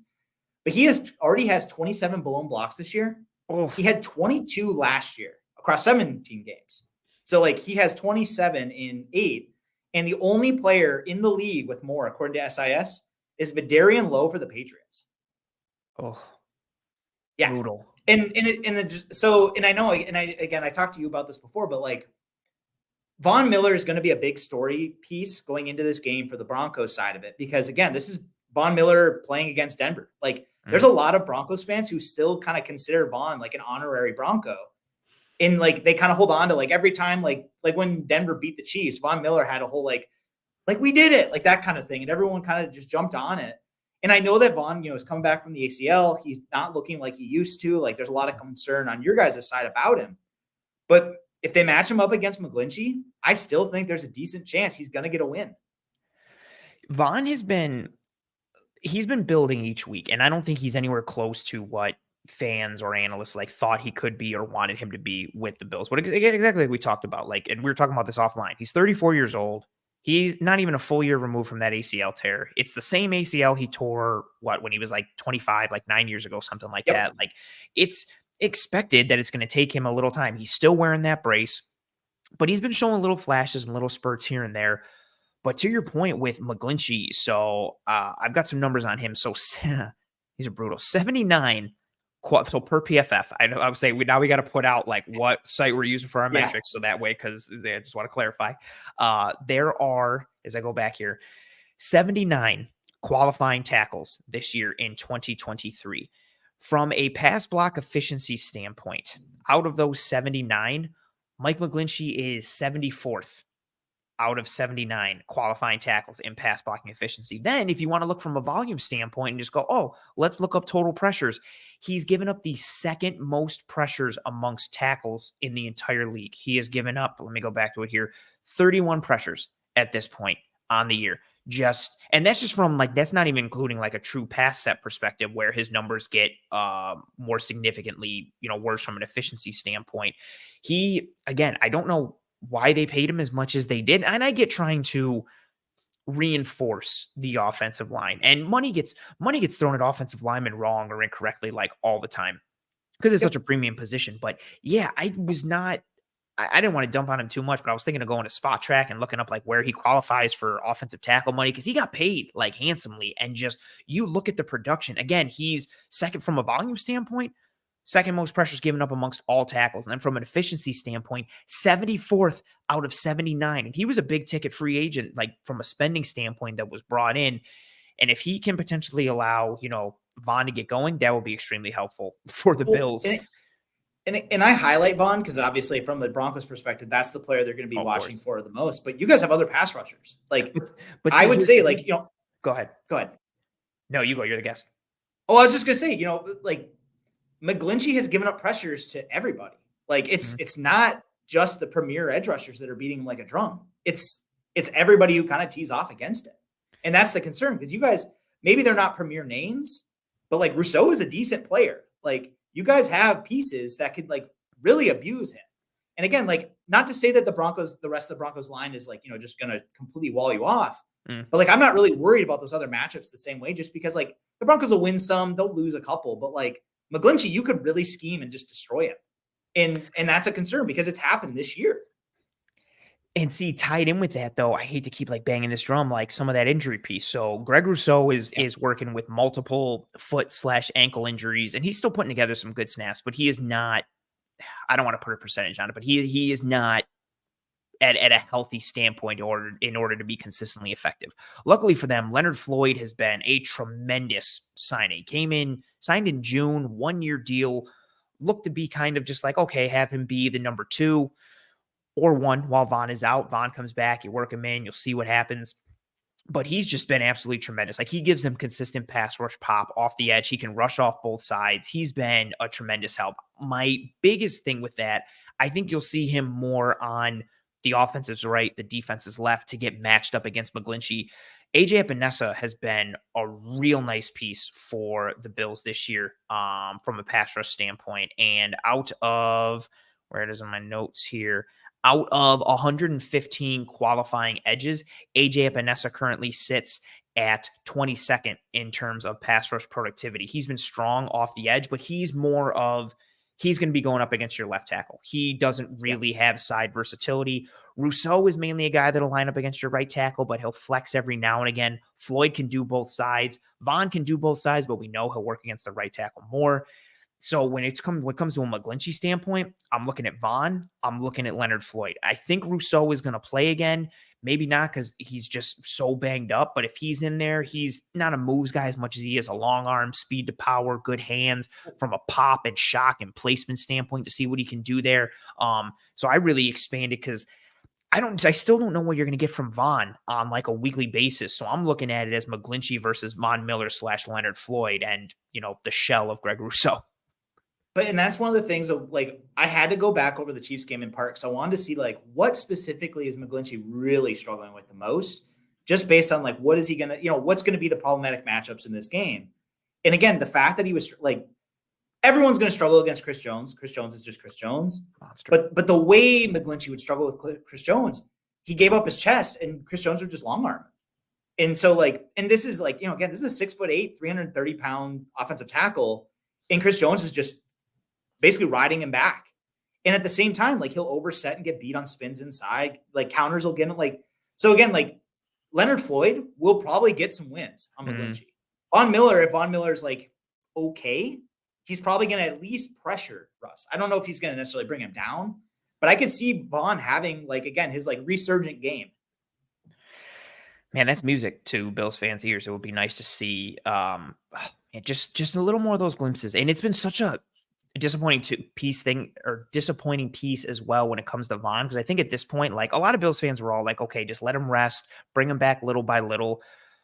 But now it's kind of like with all the other injuries, it's like, no, man, like you got to play him. You got to play him and you need to kind of get back to form. And it's not kind of like, well, we can handle him with kid gloves and let everybody else do the heavy lifting. Like it's been a significant piece. I like that matchup piece a lot in terms of seeing if they can get after McGlinchey. And they're going to need to generate pressure again, especially with how banged up the D-line's banged up, but how banged up the back seven is from a coverage standpoint, just oof, the Bills front is going to have to win in this game. That ties a little bit into my third point as well. I kind of combined two of them for this third point here, but my first one is, can the Bills stop the run with light boxes and or just their defensive line? We have continued to see really since Daquan Jones went out, and then, that coincided with Milano going out, but more and more, really, especially with that Patriots game, we've seen the Bills have to walk a safety up to consistently stop the run. They're getting gouged in gap scheme runs, in zone as well, but those gap scheme ones are really killing them. And a lot of it too, ever since the week 9 or 8 last year against the Packers, where the Packers showed everybody, like if you just use kind of jet motion right before the snap, the Bills will shift consistently at the second level, and then you can use that to create leverage and just run back the way that the motion came from. And all of a sudden you've either got a light box with Taron Johnson, the 5'9", nickel corner is in the box playing like a linebacker role. And it's a 6-man box on top of it. So it's light from a numbers perspective, and it's light from like a weight and size and frame perspective. So teams will manipulate the Bills with motion. And even when they don't, like they're not gap sound consistently enough. And this is the team that they like to one gap. They love to penetrate and get upfield, and they're going to get got from time to time. So you can get them with trap. You can get them with wham. If you catch them at the right time on just like dart, or if you want to run like a GT counter, like there's a chance you're going to catch them out and you can get a big gain and gouge them for like 10 to 15, something like that. But you remove Daquan Jones and all of a sudden, and then you have the injury with Greg Rousseau, who does so much for them setting the edge against the run, and you remove Matt Milano and then potentially Tyrel Bernard, you've kind of removed a lot of the teeth from this Bills run defense. And again, it started with that Pats game. They just have to, you're seeing more blitzes from a percentage standpoint for the Bills, but it's not because they're blitzing more against the pass. They're bringing more run blitzes. They're bringing 5 and 6 to try and stop the run. They're running run stunts, or they're just bringing 7 in the box or 8 in the box because they're trying to stop the run, because they can't do it with their defensive line and their linebackers. They can't do it with the front. So that piece starts a lot of the conversation for me. One, because I really like Javonte Williams and I think he's a good running back. And if you allow this Broncos offense to get things working on the ground, it just creates so many problems for the Bills defense. One, because it makes it easier for them to move the ball without having to put the ball in Russ's hands. But two, like we talked about earlier, now all of a sudden the play action game becomes viable. And more importantly, the play action shot game becomes viable, in addition to being able to work against single high looks, which favors, some of the skill set that the Broncos have on the outside. So can the Bills stop the run with light boxes and or like their defensive line? Then the other piece as well, what wrinkle or tweak do we get from the Bills offense? We've seen different things that they lean into these last several weeks as they try to right the ship. It's tempo, some of the Josh Allen run game, some more RPOs, some gadget plays. Sometimes it's more of a commitment to the run. It's kind of very much like a wheel of fortune, or kind of spin the dial and see what it lands on for that week. But like we talked about earlier, like the Bills offense continues to remain one of the most efficient in football. DVOA loves them, EPA loves them, but like we talked about, like they hurt themselves with drive stallers, like penalties or poor execution or poor design or just straight up turnovers, interception or a fumble or whatever. They've seen success at varying times with commitments to varying run concepts. They have a couple, like they're really good at duo this year. They love dart, that tackle wrap play. They'll lean into that piece. They like mid zone. So whether it's leaning into, their run concepts and getting into the bag that way, continuing to go with tempo, using RPOs, gadget plays, some sort of wrinkle that they've shown glimpses of at different times based on situation, based on opponent. Again, it seems like each week brings a different commitment to a different tweak or wrinkle. And that tweak or wrinkle ends up playing a significant role in the success of the offense. And again, for a group that continues to move the ball well and is operating very efficiently, but is missing some of their explosives and is just missing out on capitalizing on a lot of the positivity from their drives, I look to see what do they do to have an easy button for this game against the Denver Broncos. Like, I think, like for me, an immediate one, if I'm just starting, basically, I am, like we talked about earlier, I am running at Nick Bonito every time he's in the game. I don't care what pass is called. I'm checking and we're running right at Bonito. Like, I am running to that side. It could be something, little like mid zone and we're going at, but I am running downhill or I'm running gap scheme towards him. I am leaving him unblocked. I'm kicking him out with that pulling guard or the tight end and split flow, something like I'm attacking that piece and trying to create as much vertical displacement against him and the Broncos front as possible to get Josh settled in. Because I think the Broncos can, present some problems for the Bills from a pass perspective with how the Bills are currently operating. But so much goes wrong for the Bills when they either don't commit to the run or they can't run the ball successfully. And it's so funny. And I think it's starting to come back in vogue a little bit, this type of conversation. But for as much of a passing team as the Bills are, and for as much as the NFL and modern day football is a passing league, so much of it still starts with, can you stop the run and can you run the ball? Because your run fits dictate your coverage numbers, and that dictates what coverages you can play. And then your offensive system is set off the same principle and same concept. And so much of that, how they stop the run from numbers and then how can they run the ball on the other side, starts so much of the conversation for me. Well, and I think from the Broncos perspective, that's going to be kind of what they're trying to do to win the game in a lot of ways. They're going to commit to stopping the non-Josh Allen run game, in part because if they kind of, in a way, the Bills on offense, one of the reasons why you guys are like kind of erratic is that there's kind of this fight going on right now of like, how much support do we give Josh Allen by putting the ball in like a traditional run game perspective? But at the same time, like, we need him to be able to do things to carry us when he can. And that's when you're most dangerous, but that's also like when Josh Allen is most likely to have some sort of critical error. Dude, it's the it's the yin and the yang. It is. You have to play with fire, but at the same time, like from a defensive perspective, like from the Broncos, like you guys are going to score. I would say like at some point the Broncos need to force some sort of, like you were saying, some sort of big mistake on third down or some sort of turnover and steal a possession, similar to like what happens when you play Mahomes. So in a lot of ways, Denver's going to have to play with fire in that, like, they're going to have to shut down the traditional run game to force Josh Allen to play hero ball. And then they're going to need to be able to survive hero ball enough that they kind of come out ahead. And then at the same time, they're going to need to be able to manage Russ. So I think on offense, they're going to try and run the ball, force you guys to commit to the box, play the screen game, play the short game, kind of keep Russ from like giving it up on a fumble, because Russ has fumbled a lot this year.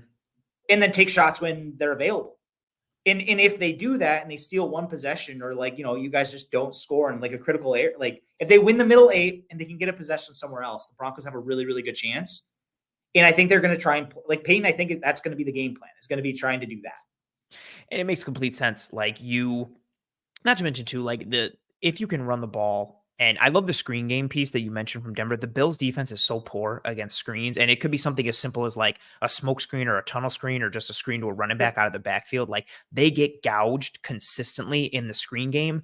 So if you can and the name to keep in mind there is Jaleel McLaughlin, undrafted free agent for Denver. He's again, he gets very limited touches, but he can they've scoop, been trying. He can move. He got juice. He very, very fast, very, very quick, and he's elusive. And so like they try to give him some touches in space. And the screen game is one of the areas where like you could see him like a guy you're not going to see on like, the broadcast leading up to the game. And all of a sudden he'll have one huge play. So he's been consistent in like I hate using like stigmatic like labels, but he is like the proverbial jitterbug. And you just get the ball in his hands and he is shaking dudes left and right and he's ducking under guys and he's got so much juice when he touches the ball. Like he's so fun to see. I love that you mentioned him.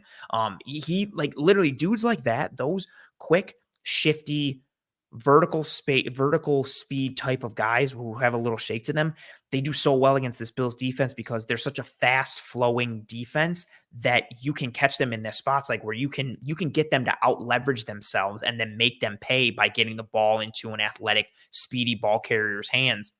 I worry about that piece as well. And then that ball control offense, like even just from, again, an ease standpoint, like make things easy on Russ and run the ball and grind things out. But then you also limit possessions for Josh Allen and the Bills offense.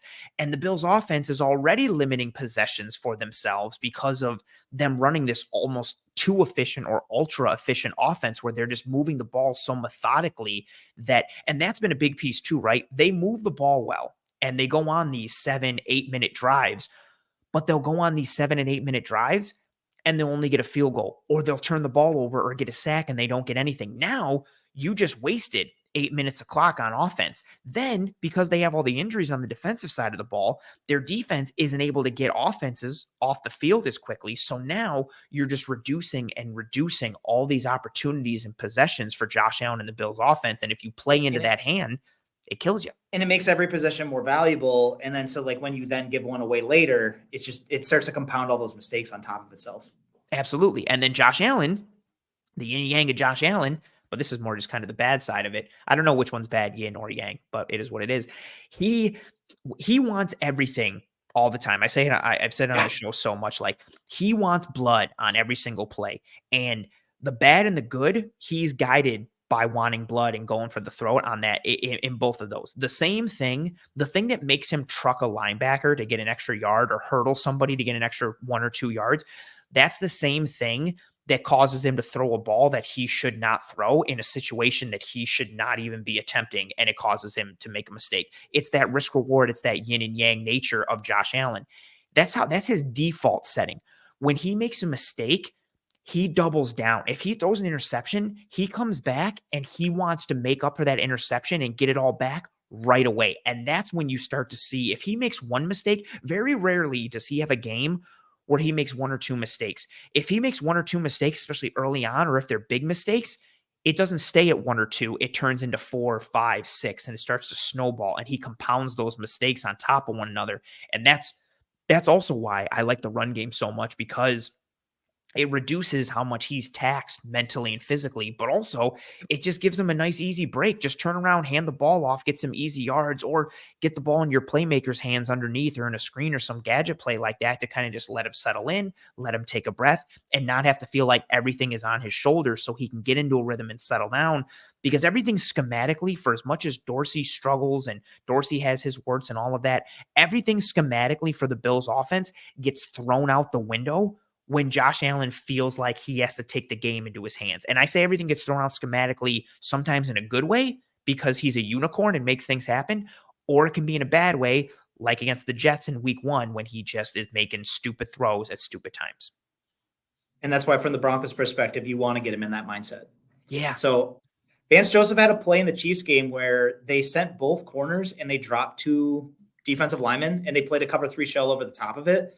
And like, I could see like early in the game, like if the Broncos kind of like start to like sit down on the run game and Josh Allen gets into a must pass situation, something just really bizarre and exotic like that, Because if you kind of throw Josh Allen in this mode where all of a sudden a body's in a place where he doesn't expect it, and you kind of get him into the, like what you said, where he starts to be, I have to play hero ball, make up for it.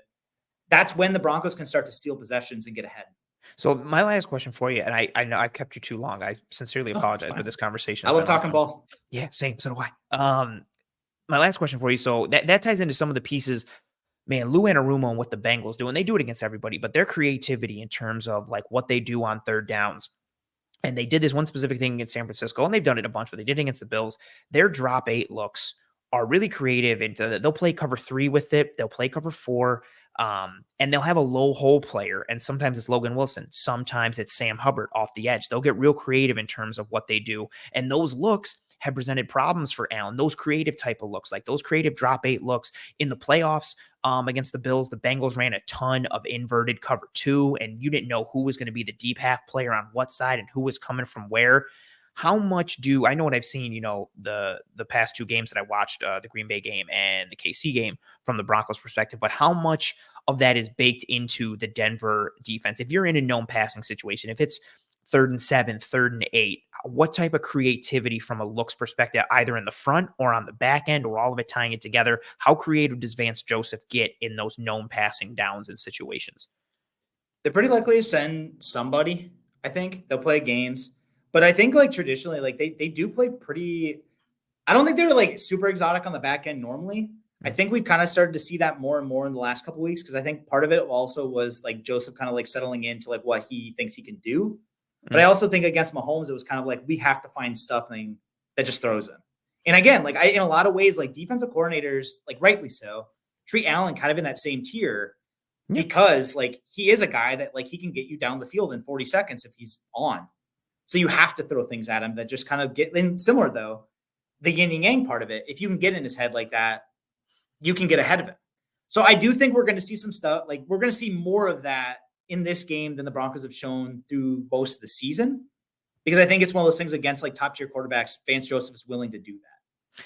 And I think that's such a great plan, because even if you get burned by that type of creativity or exotic stuff, and I'm even talking to the point of like exotic stuff that makes no sense, just doing it to try and mentally tax Josh Allen and force him to be like, oh, why is that guy dropping? Or like, what's happened there? Just those little, they all add up. Like against the Chiefs game, when they sent the 2, like again, they sent Patrick Surtain down the like as a blitzer, and I was just like, wait, why are you doing this?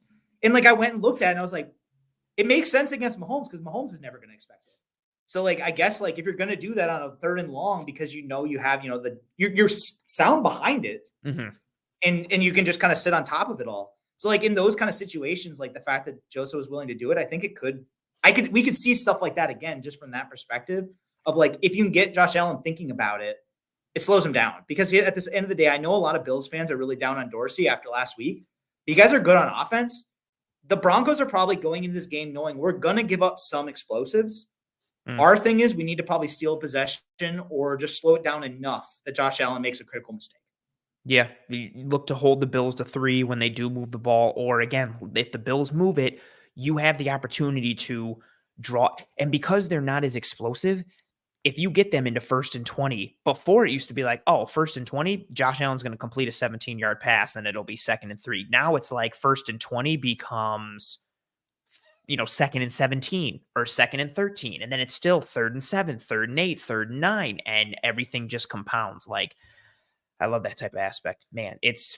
I'm stressed as a Bills fan, but as a football lover and person who just covers the sport in general, I think there are some really fun schematic pieces that both teams could get into in this game. And I'm not overlooking. I'm very paranoid in terms of like a fan. And that's like, I'm very objective, but the biggest thing that overrides like my analysis is always just paranoia for my individual team. So I'm a Bills fan. And then I'm also a Red Sox fan. And even though the Red Sox have won World Series, multiple in my lifetime, I am forever gun shy, paranoid growing up as a Red Sox fan and as a Bills fan. I am secure in absolutely nothing. So I will never look past any opponent. But in this instance, I do think there are legitimate pieces that make this matchup very interesting on both sides of the ball. And yeah, I was pumped to be able to sit down and chat with you about it. I love Michael coming in saying that you have the best guest background ever. Yeah, we chatted about it earlier. There's like Thanks, physics. Michael. Yeah, Michael gets it. Like there's physics formulas and charts and stuff behind you. Like it's awesome. So I love that he called that out. And yeah, Joe, you were absolutely tremendous. You were the person who I had earmarked for this episode. And I was pumped to just bring you on and talk ball. And you were as advertised and everything that I hoped you would be. And I hope you had a good time. And just in case people don't know who you are, what you do, anything and everything, whatever you want to talk about, plug, the floor is yours. Take it away. Yeah. Well, I mean, first of all, thanks for having me on. Cause yeah, I've been looking forward to it since you reached out to me. So, Yeah. I mean, I'm on Twitter, at Joro_NFL. I love talking ball. I'm a Broncos fan first and foremost, but similar to what you're saying, like I love watching football. I like watching the Bills. It's fun. I like watching the Ravens. I like watching good football. So, yeah, it was good. Yeah, I'm glad you had a good time, man. Your work, everything you do on Twitter now, and then going back to Mile High Report stuff and everything that you had. It's just you do really quality stuff, and I appreciate you. And I want Michael shouting you out. He's like, "Got to shout out any physics, math, chemistry people." Yep. I love it. Oh, that's an awesome way. Again, Joe, I appreciate the hell out of you for taking the time and finding the space and everything. This was awesome. I'm sure I'll see you out in the Twitter ether and the DMs and all that kind of stuff. But again, you crushed it. I appreciate the hell out of you. Thank you so much for stopping by, and have fun with the rest of your night. Yeah, go Broncos. Oh, nice. Later.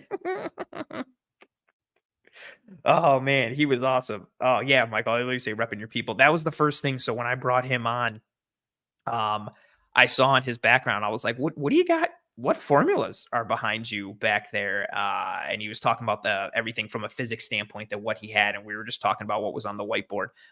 Yeah, he was a very awesome guest here on this episode. We're going to transition now. Here, we're going to dive into some stock up, stock down pieces coming out of that Cincinnati Bengals game. Oh, awesome, RJ. I'm glad you liked him. Yeah, he's great. He's just a good dude to talk ball. Like we honestly could have gone into this episode with just no structure and just talked about, or just, I honestly thought with him too, because he watches a lot of tape. Like I thought of just throwing up some film and breaking down film stuff and kind of going off the regular kind of cycle that we do here on the show. He's awesome. I'm really pumped that he was able to come on. Dude lives in Alaska, so it was awesome that he was able to make the time. I appreciate the hell out of him. But yeah, he's great. Let's transition now. Before we do, if you haven't already and you are enjoying this content, please, please, please, and thank you. Drop a like on this video. It goes a sincerely long way towards helping myself and the entire team to track and trend in front of more eyes and ears. So if you have not already, whether you're watching live now or watching later, please drop a like on this video. It's extremely helpful for myself and the entire Cover One team. And as we transition to the back end of the show here, I'm going to throw up the sponsor, which is One Pie Pizza. You can find the online menu in the episode show notes, whether here on YouTube or whichever podcasting app or platform you're listening to this show on. I say it every week, and I don't just say it because I am partnered with them and they sponsor the show. The reason One Pie Pizza sponsors this show is because I think they're the best pizza in Buffalo. Delicious sweet sauce pie, cup and char pepperoni. They make their own homemade blue cheese, a great cheese to sauce ratio. When you get vegetables and different toppings, they chop them all up and sprinkle them evenly across the whole pie. They're now doing a breakfast pizza. They're expanding into catering a little bit, like they're growing in terms of their business footprint and what they do. And they also give back to the community in a variety of ways every single year. So go get yourself some One Pie Pizza. Again, online menu can be found in the episode show notes, whether here on YouTube or whichever podcasting app or platform you are listening to this show on now. Let's transition. Stock up. We're going to show some tape here for some stock up candidates after week 9 versus the Cincinnati Bengals. I see Spin's comment here. I like this. Diggs isn't stock up because Diggs is just Diggs. But Spin says stock up Linval Joseph, Dane Jackson, Dalton Kincaid, stock down everyone else. So tomorrow night in the film room, myself and Eric will be breaking down a bunch of pieces from Dane Jackson and Dalton Kincaid. So those two will be saved for tomorrow night in the Cover One film room, but they'll be diving into those pieces with Eric tomorrow night, which I'm pumped for, and a bunch of other topics to break down the Bills Bengals tape. Roy says no Shakir, maybe not for Spin, but for me, you are going to get some Khalil Shakir. He is part of my stock up piece in this game, or coming out of this game. Again, we're trying to find, just because things did not go as planned does not mean there weren't any bright spots. That doesn't mean there weren't any good pieces to come from this game. And so with that being said, let us dive into the tape and look at some of the stock up moments from this game. Again, wanted to highlight several players in this game. I was going to do some schematic pieces, but there are a couple individual performances that I really liked in this game. And, Roy kind of going there and saying, no Shakir. You are going to get some Khalil Shakir here. Oh, that kind of rhymes a little bit. He's my first stock up player coming out of this game. And I put a tweet out earlier that I'm going to pull up right now. Now, the sample size is going to affect it a little bit for the stat that I'm about to bring out right now. But amongst 200 qualifying players, and this is of any position, this isn't just wide receivers. So this is 200 qualifying anybody on offense. Could be a wide receiver, could be a tight end, could be a running back, anybody and anybody. Out of 200 qualifying players of any position, Khalil Shakir is currently second in the entire NFL in EPA per target at 0.72. Now, granted, he only has 19 targets, so there would be some level or some semblance of expectation of mean regression or regressing to the mean the more targets that he sees, but this is still ridiculously strong. Again, out of 200 qualifying players, Khalil Shakir is currently second in the entire NFL in EPA per target at 0.72. We're starting to see some more of that Boise State Khalil Shakir. We're starting to see some of the route running nuance, the savvy. We're starting to see some run after catch, some physicality, some speed. He's really bringing a lot to this offense. It's nice to see him getting incorporated more into this offense. He coming through, and I think Dalton Kincaid is starting to get established more. I think we've gotten to a point where, I don't want to kind of add fuel to this fire, but I think we've gotten to a point where Dalton Kincaid should probably be tight end one. And I'm not taking Dalton Kincaid off the field in passing downs or passing situations for Dawson Knox, which is either really good or really bad, depending on how you're looking at it. But I think Diggs is still your one. Kincaid has emerged as a real quality number two, even though he's only a rookie. And then I think having a third and fourth option of Shakir and or Davis, depending on how it shakes out or what the matchup dictates, you're starting to get a nice, kind of rounded out group of weapons, and then still seeing what you have in Hardy and Sherfield at times. I still think the run game needs to be incorporated more and utilized because it does so much to open up this offense, but that's a conversation for another time. But I let off with those numbers for Shakir because they are legitimately impressive, and I wanted to pull up two plays from this game that highlight some of what Khalil Shakir has been doing and what you are seeing from him and what we are seeing from him. So I have him highlighted there in the slot to the top, and this is going up against Mike Hilton. I mentioned Hilton on the show before, one of, if not the best nickel corners in the entire NFL. I think at any given time, it's between Hilton, Taron Johnson, and Kenny Moore from Indianapolis, who had 2 pick sixes this past weekend. I think it's between one of those three at any given week, any given time for being the best nickel corner in the NFL. But if I had to put my money on somebody week in and week out, Mike Hilton is the best slot corner, nickel corner in all of football with what he can do. Cincinnati will even use him as a post safety at times. So even though he's a slot corner, there's times in certain looks based on personnel and alignment, Mike Hilton will be the guy back here, and he'll be lined up as a post safety, fitting the run from deep or just covering deep in single high looks in a variety of ways. Man, it's really nice to see what Hilton does to this Bengals defense. He was a huge free agent get for them coming from Pittsburgh. He really helped transform this defense and make them into the playoff caliber, championship caliber type defense that they are from a versatility and knowledge and physicality standpoint. But I say all that to say this rep from Khalil Shakir against him is extremely impressive. So on the snap here, we get a bit of the switch release. And watch what Shakir does. He goes to the outside, and you watch him just hit Hilton with this hesitation right here, breaks him down, gets him to move his feet, and then just goes right by him, gets upfield. If Allen actually leads this ball a little further and upfield, this is the bigger game, maybe even potentially a touchdown, although I know Nick Scott, number 33 here, does have a pretty good angle. But what the Bills have done at different times this year, and I'm going to play it in fast motion, watch him break him down. Oh, so pretty. Hits him with that hesitation. Almost like a crossover, like a point guard driving the lane in the NBA. But what's nice, what we've seen, and this is where I give Dorsey some credit and Shakir some credit as well in terms of playing into this. What we've seen at times, why this route works, we've seen this follow concept for the Bills, and it usually does not work for whatever reason. Like, they just do not run the follow concept strong at all. Beasley used to run it pretty well, but we saw it not work a bunch last year. They've run it a couple times this year. It's been meh. But what you'll see at times is this first receiver will either come across or he'll just kind of go upfield. And you'll see what you got from Shakir here, which is player will come out and then come back in. Like they'll run that follow route coming back across. And Shakir is playing off of that. So Hilton is banking on that. That's what makes Hilton kind of slow down, what allows Shakir to break him down a bit here. Because again, he's going outside, you fake outside, and then you're going to come back inside on that follow route in this concept. And this is what Shakir does. That's why Hilton passes off and he's ready. And Shakir plays into that. Oh, just breaks him down. Like that's a real pretty route. That is a quality route from a nuance and craft standpoint when it comes to playing the wide receiver position. Again, and not only is that a route good in a vacuum, like in and of itself, like if Shakir ran this quality route against anybody, it would still be like a win. Like that's a really good route, regardless of who it's against.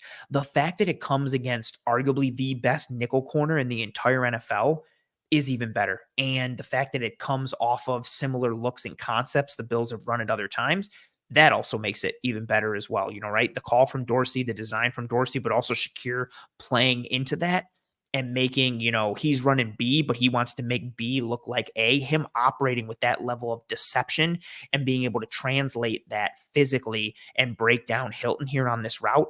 This is just a real veteran savvy, quality, nuanced route against, again, for my money, the best nickel corner in all of football in Mike Hilton. And he's not even close in terms of separation. He's got him beat. Again, this is still a nice gain. This is still a nice play. But if Allen puts this more on an arc and kind of leads Shakir more, this is more than just him going down at kind of being touchdown at the 15. He's going down to the 5-yard line. Maybe he cuts it back. Maybe he beats Nick Scott to the corner. This had more potential than what it did. But again, fine. Take the gain that you got. Again, this is just shout out to Shakir for the real quality route that he runs here and doing it and winning. He wins decisively against the best nickel corner in all of football in Mike Hilton. So real quality piece from Shakir. Again, just being able to break him down and hitting him with that hesitation. It's like a point guard driving the lane, hit with the crossover. Oof. That's some and one mixtape stuff right there. That's real pretty. Very, very, very pretty. Let's go to another play for Mr. Khalil Shakir. This one is subtle, not as, dramatically tremendous from Shakir. So this is a play later in the second quarter, first down. And as the comment here says, this is a tutty if the throw is a bit better too. Yeah, if Allen led that ball a little more, put some more air under it, led Shakir a little bit, he's definitely getting past the 15. Maybe it's a touchdown. Maybe it's down at the 5 or, a goal-to-go situation. But there were some yards left on the table, some meat on the bone on that throw there from Allen. Here's another one from Shakir. And this one is subtle. This isn't crazy. This is him running a deep sit route. Boom. Okay, so he's hitching up right here. And again, this isn't the craziest thing in the world. This is just a nice piece to be quarterback friendly and help out your quarterback. He turns. Here's Mike Hilton. If you look from Shakir's vantage point, if he's looking to Josh Allen, sorry, I am horrible at drawing straight lines. If you look at his vantage point, right, Hilton is right in that window from where Josh Allen wants to throw this ball. So again, this is subtle. This is quick. This is decisive. Shakir comes out of his break. He sits, realizes Hilton's in that window, and watch him just, oh, cool. Let me work to get open and make this throw a little easier. That's it. And now all of a sudden he works himself open on a route and makes himself more available to Josh Allen, makes Allen's window and throw a bit cleaner, helps him out from that regard. Let's go to it from the end zone angle here. I'm going to kind of put a little marker here just for the hell of it. So you can see this is where Allen first looks. Now watch Shakir clear from the top here. Again, from that end zone angle. And again, it's hard to see from the end zone piece. We saw more from the sideline, but when Allen was trying to throw that, if he's throwing it initially on that deep sit, the angle is not there. Shakir was over this way more. There is no direct line of sight for Allen to hit this to Shakir. He would at best have to, if we play it for fast motion, he's going to have to layer this throw. And that's not the easiest throw. There is a nice triangle of coverage here for the Cincinnati Bengals. Wow, I am horrible at lines. This is just, I need to practice this more. Boom. nice little triangle of coverage that Khalil Shakir is in the center of, a little Bermuda triangle action. So Allen can try and make this throw, but that's not easy. You have to layer it over the nickel corner, which means you got to put some air under it. And then you have to do it with enough zip and force that you don't allow this guy to make a play or that guy to drive on it and make a play. So that's a hard throw. So Shakir comes out of this deep sit route. And again, Hilton's underneath him. He's right in the way. Oh, let me keep working. Work myself open. Boom. And again, going from the end zone angle, you can just see how, and Allen resets. Allen sees him work. Boom. All of a sudden, there's all this space because Shakir just keeps working. Again, it may seem small or like a given thing. Yeah, I do need a stylus. I mean, man, I'm also just horrible. Like, I could probably have a stylus. I'm just bad with like freehand straight lines. I am not good. It's my cross to bear, but I respect your game. I appreciate you. Yeah, this is just a good veteran savvy play. Again, this isn't the craziest thing in the world. This isn't tremendous athleticism. This isn't some amazing skill set piece. This is just a good heady football play. Like, here I run my route. I look at my quarterback. There's somebody in my line of sight to the quarterback, which means there's someone in the quarterback's line of sight. Let me keep working towards the open space to uncover, so to speak, make myself available. Like, this is nice. Look at how he doesn't just sit and wait. He makes the first move. That's the big piece too, right? This isn't Allen throwing him open. He makes the first move. So Shakir is starting to move right there. He's already starting to move. Allen is still hitched up. He still hasn't thrown yet. He sees Shakir start working to the open field, and then he decides to throw it. So Shakir dictates this. Shakir starts that piece. And again, it's another just feather in the cap. It's a small thing.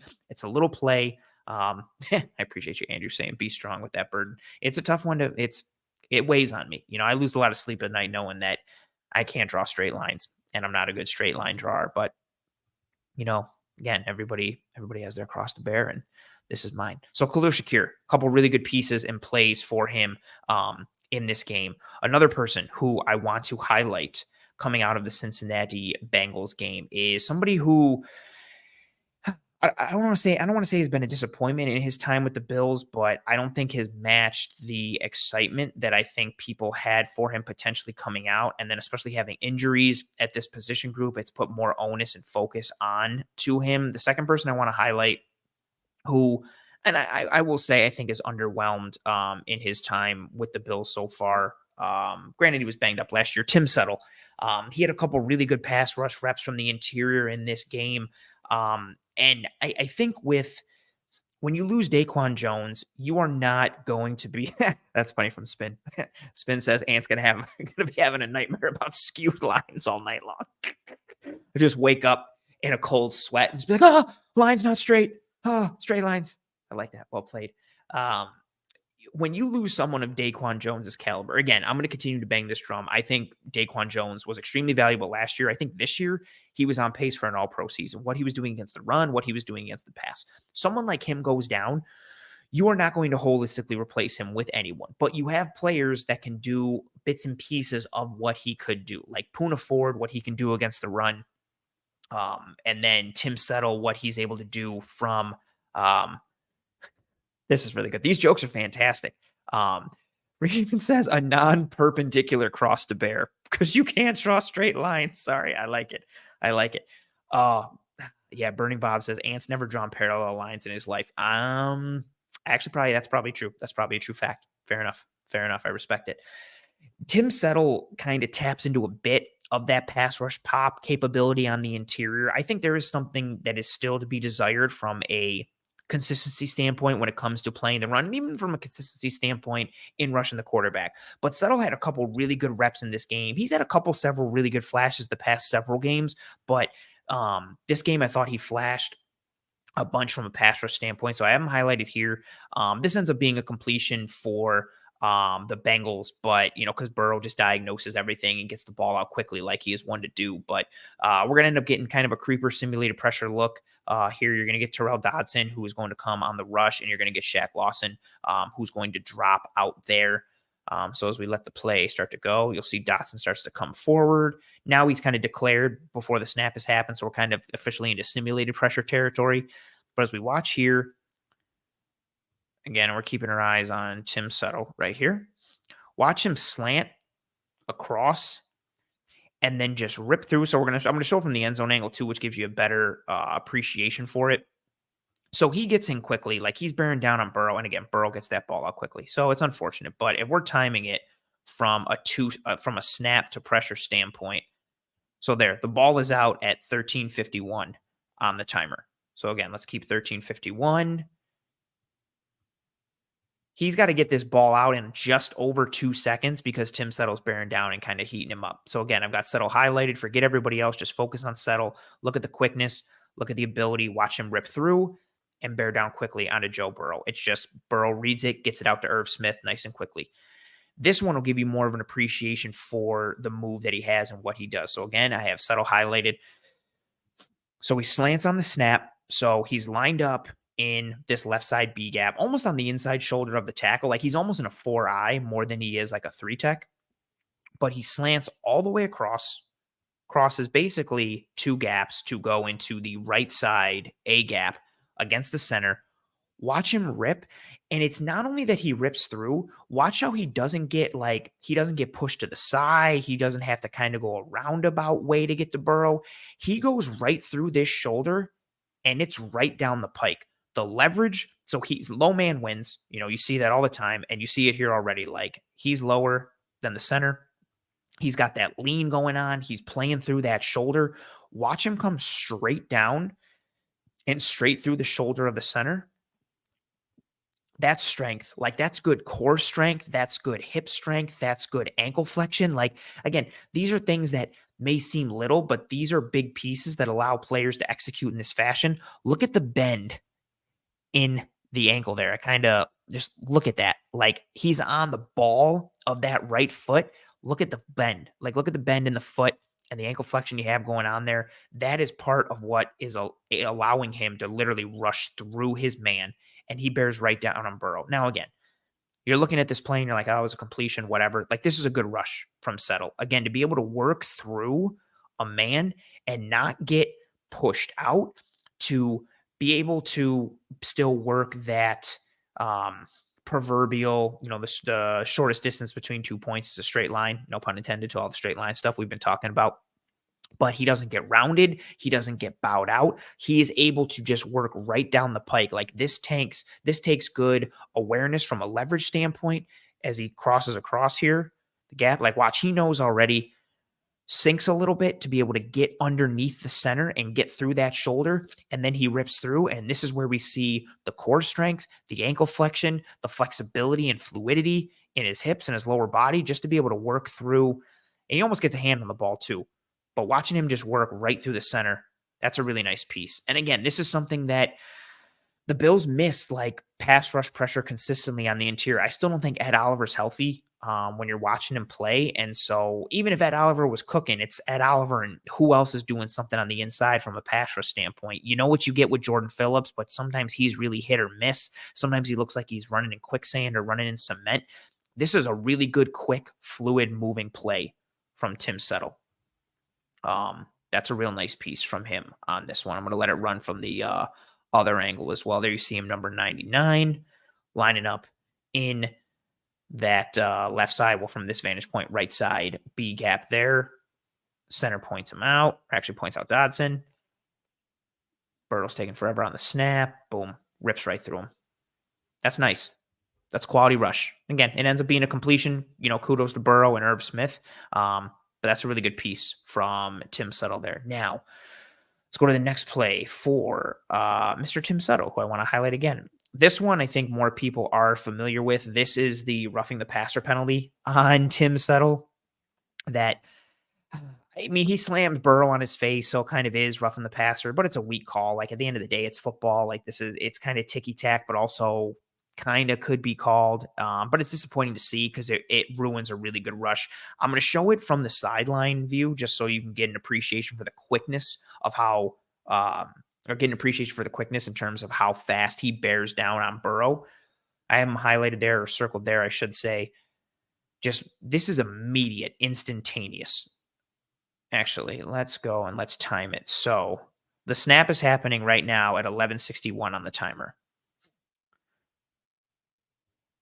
This ball has to get out. It's 13:46. So Settle wins so quickly. He's in the backfield and heating up Burrow in under 2 seconds. That is tremendous. That is a ridiculously decisive and quick victory on the offensive line. So watch just from a speed perspective. Oh, so quick. And it's all due to the hand usage, which we're going to show from the other angle. Oh, so quick. And then he grabs Burrow and slams him down. Penalty. Also, tremendous play by Dane Jackson on the back end. I'm not going to break down that piece from Dane Jackson because myself and Eric are going to do it tomorrow night in the film room, but a great play from Dane Jackson on the back end there, who had a really strong game as well.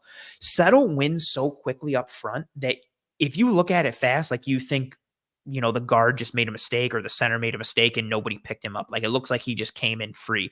He doesn't. The right guard tries to block him. He just beats him with his hands immediately, which we're going to analyze on the back. Oof. Bang, and then gets him. Great play, hands up, doesn't understand why he's called for roughing the passer, which is unfortunate.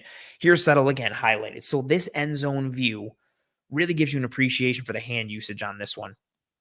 Watch him come off.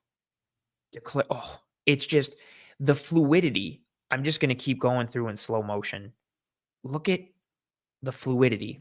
So it's a swipe, but the precision and the hand technique.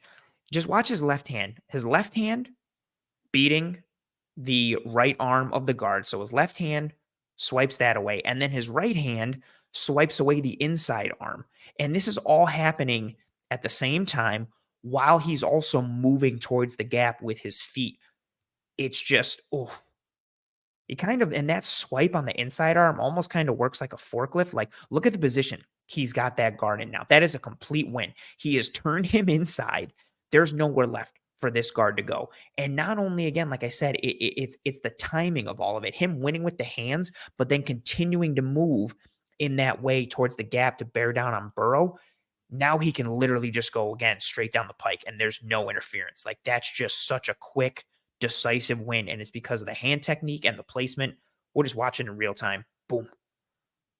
I'm just going to keep running it from that spot. Boom. Just look how quick as I keep showing it. Like it's almost better than slow motion. You can kind of, when you just keep watching it in real time, it's some wax on, wax off type of stuff. Like that is beautiful. Kappa is literally left like grasping, like he has nowhere to go. When you watch him, so he swipes the hands, boom. Look at the difference. He's already past Kappa and in the gap. And Kappa is still basically like a yard ahead of the lineman, kind of leaning forward because he's left grasping at air because Settle beat him so quickly. Good verbiage here from Burn and Bob saying the hands and feet working in concert. Yes, like that's a real quality rush. Like not only are both of his hands working in sync, they are working in tandem with his lower body. And it's the reason he's able to put it all together. Like this is tremendous quality. And this is the type of quality you're going to need on the interior. Now, whether he can continue to operate at this level going forward, but again, he had some flashes in this game. He's had some flashes the past several games. Like this is what the Bills need on the interior because they need somebody to step up. They need some players making plays at some point. And that's beautiful. One more time in slow motion. Stop that right arm, swipe that with your left, and then boom. Quick, decisive. That's hand placement. That's hand technique. That's hand quickness. And then with the lower body to go along with it. And then, and we'll watch it from the end zone angle. Oh, this is pretty. Here's Settle. Boom. You can see it too, right? He gets that hand right on that elbow of Kappa. That left arm of Kappa, boom, gets it right on that elbow and kind of on that forearm. That's how I was able to lift and get through almost kind of, again, that's why I said it's almost not like a full swipe as it is like a swipe forklift type of deal. Just bears right through. And then I get why they called it. Like he slams him on his face, but also he doesn't do it on purpose. Like he comes through and is leaning. He's trying to avoid the center and he gets grabbed right here, which also throws him off kilter. So he comes in kind of bumbling and stumbling, does what he can. Great play by Dane Jackson on the back end, but this is another good example to give you the appreciation. Oh, the quickness from this angle. Boom. Boom. Quick, decisive, technical, really good play from Tim Settle. And again, it's the type of play that the Bills are going to need consistently from him. Now, this last stock up player is someone I did not think I would be doing a stock up for, Tyrel Dodson. And I am not a big proponent of his game. I think Tyrel Dodson, and as we all know, I don't think I'm about to say anything illuminating here. Tyrel Dodson has his struggles in pass coverage, and I think he's always going to. Like, he does not have the athleticism or the fluidity to be able to live consistently in a coverage world from a high level. He's a thumper. He functions against the run. That's where he's at his best. But we've seen him overshoot gaps and go into the wrong gap and not maintain gap integrity. We saw kind of a wishy-washy play from him in the low red zone when the Bengals ran duo on the touchdown to Joe Mixon. Like, even when he's performing well, there's inconsistencies to his game. And again, a lot of that is going to stem from his lack of athleticism. Like, he is what he is. I don't think he's a starting caliber level player. I think, I don't even know if he's a backup level. Like, I think he's really more of like a low tier second string, third string type of dude, special teams kind of guy. But he had a couple really good plays in this one. And I wanted to highlight some of them. This is early on in the game. This is a 2nd and 3. And you see the motion from the Bengals. And like we talked about earlier with Joe, you see the motion. It pulls the second level defenders, makes them adjust. So now it's a 6-man box. But if you're looking at it, especially with the wide alignments of Floyd and where Bernard is, like, you're creating a big advantage here where it's almost like 5-on-4 for the Cincinnati Bengals. And watch Dodson diagnose. He sees the pull. It's a little GT counteraction, so we get a pull from the right guard and the right tackle. He diagnoses it, puts his foot in the ground. Now watch him beat that pulling tackle to the spot. It makes the play. This is a 1-yard gain on 2nd and 3. I'm going to show it from the end zone angle so you get another appreciation for it. There he is in the middle, beats him around the corner. Boom. That's a good play from Tyrel Dodson, right? I also agree with RJ here where he says, I hate the fact that Dodson switched to 25. That's the worst linebacker number ever. I definitely don't like it. I don't like seeing 25 on a linebacker. I'm not like a numbers like Nazi. I like a lot of the changes and letting guys wear whatever they want, especially because it harkens back to college football. But I don't like 25 on a linebacker. I find it very confusing, and I don't like it at all. But this is a really good play from Dodson. Again, to diagnose the pulling, to see that flash of color, and to beat his man to the spot. Like, that's the piece too. Like, this is a good quick play. Like, look how quickly he's on top of that. This isn't slow. This isn't him over pursuing. He stays relatively tight to the pull, and he kind of plays through the pulling tackle a little bit and makes the tackle there. So this is him beating the tackle to the spot. This is him recognizing, diagnosing, processing, having a quick trigger, and playing downhill. Like, that is a good play from Terrell Bernard. Again, he's at his best coming downhill and making plays against the run. He has been inconsistent in that regard, but he had several nice ones in this game, and that is one. Let's continue to pull up some more here. We're going to go with this next play from Mr. Tyrel Dodson.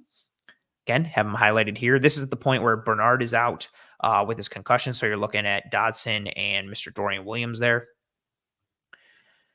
Here we go. Another run. Just kidding. It's pass. This one, we've seen some decent to good blitzes from Tyrel Dodson. This one is fantastic. Watch how he just absolutely murks Mixon and runs through him on his way to Joe Burrow.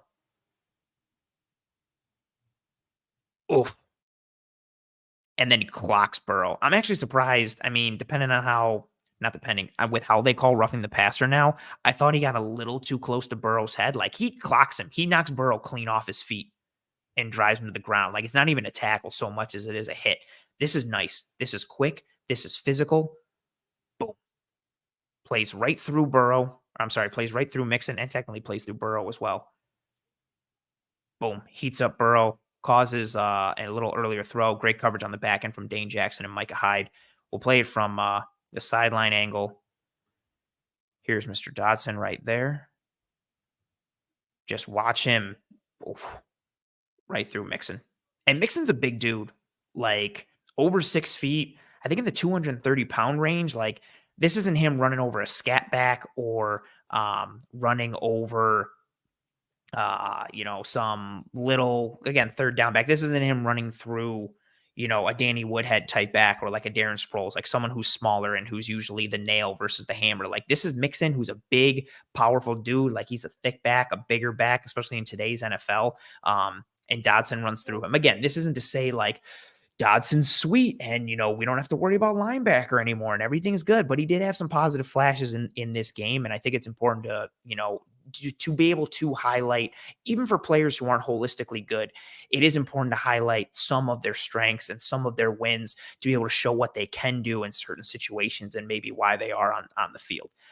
Again, this is a really good blitz from him, just running through Mixon. That's a really impressive rep. And then bearing down on Burrow and clocking the hell out of him. That's a good rep. And then another play here for Mr. Tyrel Dodson. I never thought I'd be in a position where I was showing 3 plays for Tyrel Dodson and talking about him being a stock up candidate.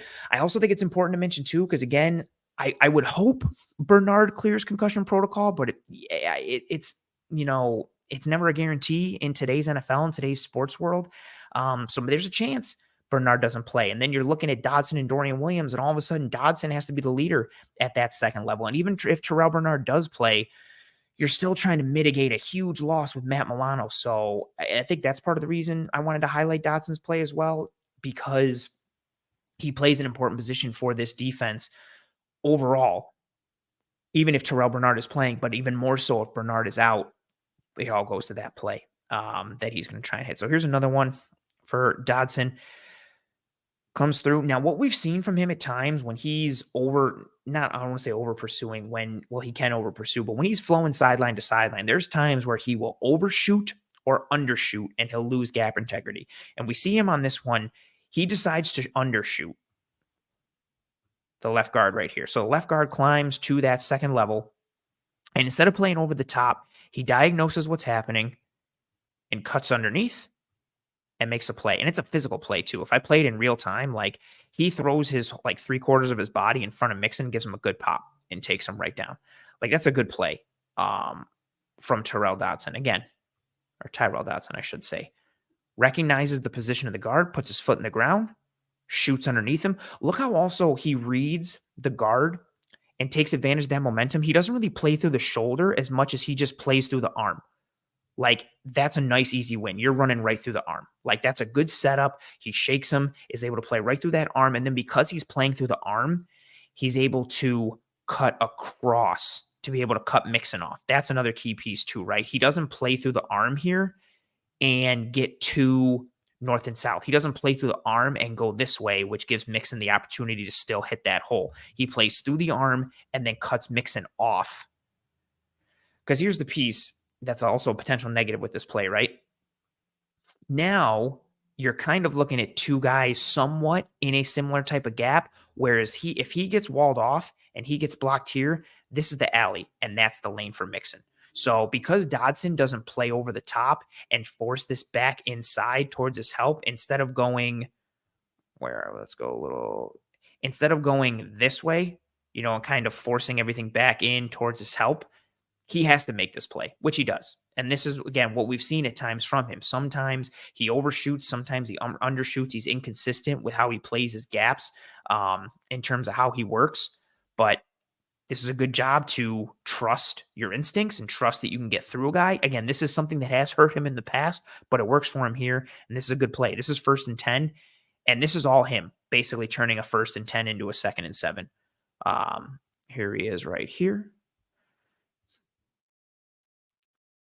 You'll see it even from this perspective, right? There's the big hole there. Like there's an alley, there's a lane. So he undercuts it and undershoots it on that left guard there, thinking he can make the play, and he does. So kudos to him. Here's Burrow checking. There's Dodson in the middle. Boop. Makes a nice physical play and brings Mixon down. Again, he pops Mixon. Mixon's a big back, a big physical dude. Boop. Good play from Tyrel Dodson. Again, I never thought I'd be in a position talking about Tyrel Dodson as a stock up player in person. There's a couple other things to like as well. Dalton Kincaid, Dane Jackson, some certain aspects of the team individually and schematically. Myself and Eric Turner are going to be breaking that down tomorrow night in the Cover One film room. So make sure you bang it here live tomorrow night, Wednesday, November 8th at 7 p.m. Eastern for another episode of the Cover One film room where we're going to be diving into a bunch of pieces from this game as we do. But those are some pieces. I think if we're looking at it from a stock down perspective, as Spin made the joke earlier in the comment, stock up these like 3 or 4 players and stock down everyone else. There was a lot to not like from a stock down perspective. I think the biggest one for me was the run game. I didn't think the run game was used enough. They didn't have a lot of attempts in this game. And even when they did, some pieces worked out well. But overall, the effectiveness, the Bills lost a lot of individual one-on-one battles up front, especially against the run. Dawkins, McGovern, Morse missed some pieces. I guess offensive line play in general, like I talked about earlier with Joe, Spencer Brown and Osiris Torrance getting worked on a lot of two-man games on the right side was extremely disappointing to see. The Bengals defensive line really ate up the Bills offensive line last year in the playoffs. And I thought they were better equipped to take on Cincinnati this time with how McGovern was playing, how Spencer Brown was playing, how Osiris Torrance was playing, and they got beat a bunch in pass protection again, especially on that right side. Torrance and Spencer Brown got worked 3 times at the very least in terms of two-man games and everything that happened there. So I'm a bit down on the offensive line as a whole and more down on the run game just from a lack of commitment to it, a lack of usage with it.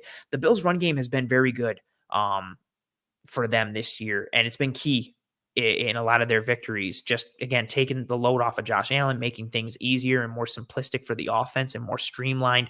I didn't like that they didn't commit to it enough. I know that's not the sexy thing, but I do think the Bills need to run the ball more. I think it'll open up and a lot of things for the offense and mitigate several of their struggles. I know it's probably not going to create more explosives, but it's going to be hard to generate that and flip that switch automatically anyway, although it could lead to some explosives with some play action passing and chunk plays, which we'll talk about another time. But I was disappointed in the run game as a whole. One, the individual execution. I don't think the concepts or the scheme were bad. This isn't like a boo Dorsey or boo Cromer type of thing. The players just didn't execute up front on a lot of blocks. They lost individually, and which is understandable. DJ Reader is solid. BJ Hill is solid. Sam Hubbard is solid. Trey Hendrickson is solid. You've got a squad of dudes from a starting 4 perspective, but also from a depth standpoint that work up front. So it's understandable that they lost to those dudes. And got beat, but it was disappointing to see individually and then just overall in conjunction with how it tied into the run game and pass protection, especially on that right side. It was disappointing to see, especially in a big game like that, but you course correct and you try and go forward. Those are my biggest stock down. Again, the right side of the offensive line getting gamed up by two-man games and pass protection, the offensive line as a whole winning individually in the run, and then the run game in general just not being really committed to from a play call standpoint and or not having the most effectiveness that they could have, again, tied to the individual execution up front and just losing and getting beat up and beat out. But that's it. I appreciate the kind words that are starting to come in through on the chat. I'm not pulling them up because I think it's corny to pull up positive things about myself, but I do see them and I sincerely appreciate them. So thank you very much to everybody who tuned in live. Thank you very much for the positive comments and the kind words coming in on the chat. For me, earlier in the episode for Joe, who again was a tremendous guest. I appreciate, I like this from Nikki saying, by the way, Anthony, the trick to drawing straight lines is you draw them from your elbow, not your wrist. I don't know if you're fooling with me or not, but that sounds like it could be right. Also sounds like it could be made up. I don't know. Time will tell. I appreciate everybody for tuning in live on this episode. If you haven't already, please, please, please, and thank you, drop a like on this video. Again, it goes a sincerely long way towards helping myself and the entire team to track and trend in front of more eyes and ears. I know everybody's down and frustrated and sad and annoyed and a lot of negative thoughts and emotions and feelings when it comes to anything and everything Buffalo Bills. So I appreciate you folks taking the time out on your Tuesday night to join me for this episode of Disguise coverage, especially everyone who joined me live. If you didn't watch live, I appreciate you taking the time in general anyway. If you are watching on YouTube, again, live now or later, please, please, please, and thank you. Drop a like on this video. It goes a sincerely long way and means a lot to myself and the entire team. So please, I hate asking for it and shilling out, but it does make a big difference with the algorithm. So please, please, and thank you. Drop a like on this video. It goes a long way. If you're listening on one of the podcasting apps or platforms, that's cool. Please rate and review and subscribe to Disguise Coverage. Again, if you're watching here on YouTube, subscribe to Disguise Coverage here on YouTube and to the Cover One channel as a whole. We've got you covered literally every single day of the week with Bills coverage in a variety of forms and fashions, depending on what level of analysis you are looking for. Tell your family and friends and loved ones about the show and about how awesome it is. If you thought the show was terrible, that's cool. Tell your enemies and try and ruin their day with this show. I appreciate all the kind words that came my way. I appreciate Joe Rowles for joining me earlier in the episode and giving insight into the Broncos. I appreciate everybody for stopping in. And again, your support means more than you sincerely will ever possibly know. Thank you again. I hope you and your family and friends and loved ones are all doing well and staying safe. Be kind to one another. Take care of one another. I will see you tomorrow night, Wednesday, 7 p.m. Eastern, for another episode of the Cover One Film Room. And then I'll see you live next Tuesday, November 14th, 9 p.m. Eastern, for another episode of Disguise Coverage. I see some comments in about the tree. Yep. It's November. I'm counting that as Christmas season. We got fall decor for the tree, but we busted out the big tree. Shout out to the wife. I'm really digging the background that time of year. I appreciate you folks. See you tomorrow night for the film room. See you live next week, 9 p.m. Eastern, for another episode of Disguise Coverage. And until then, Godspeed. And as always,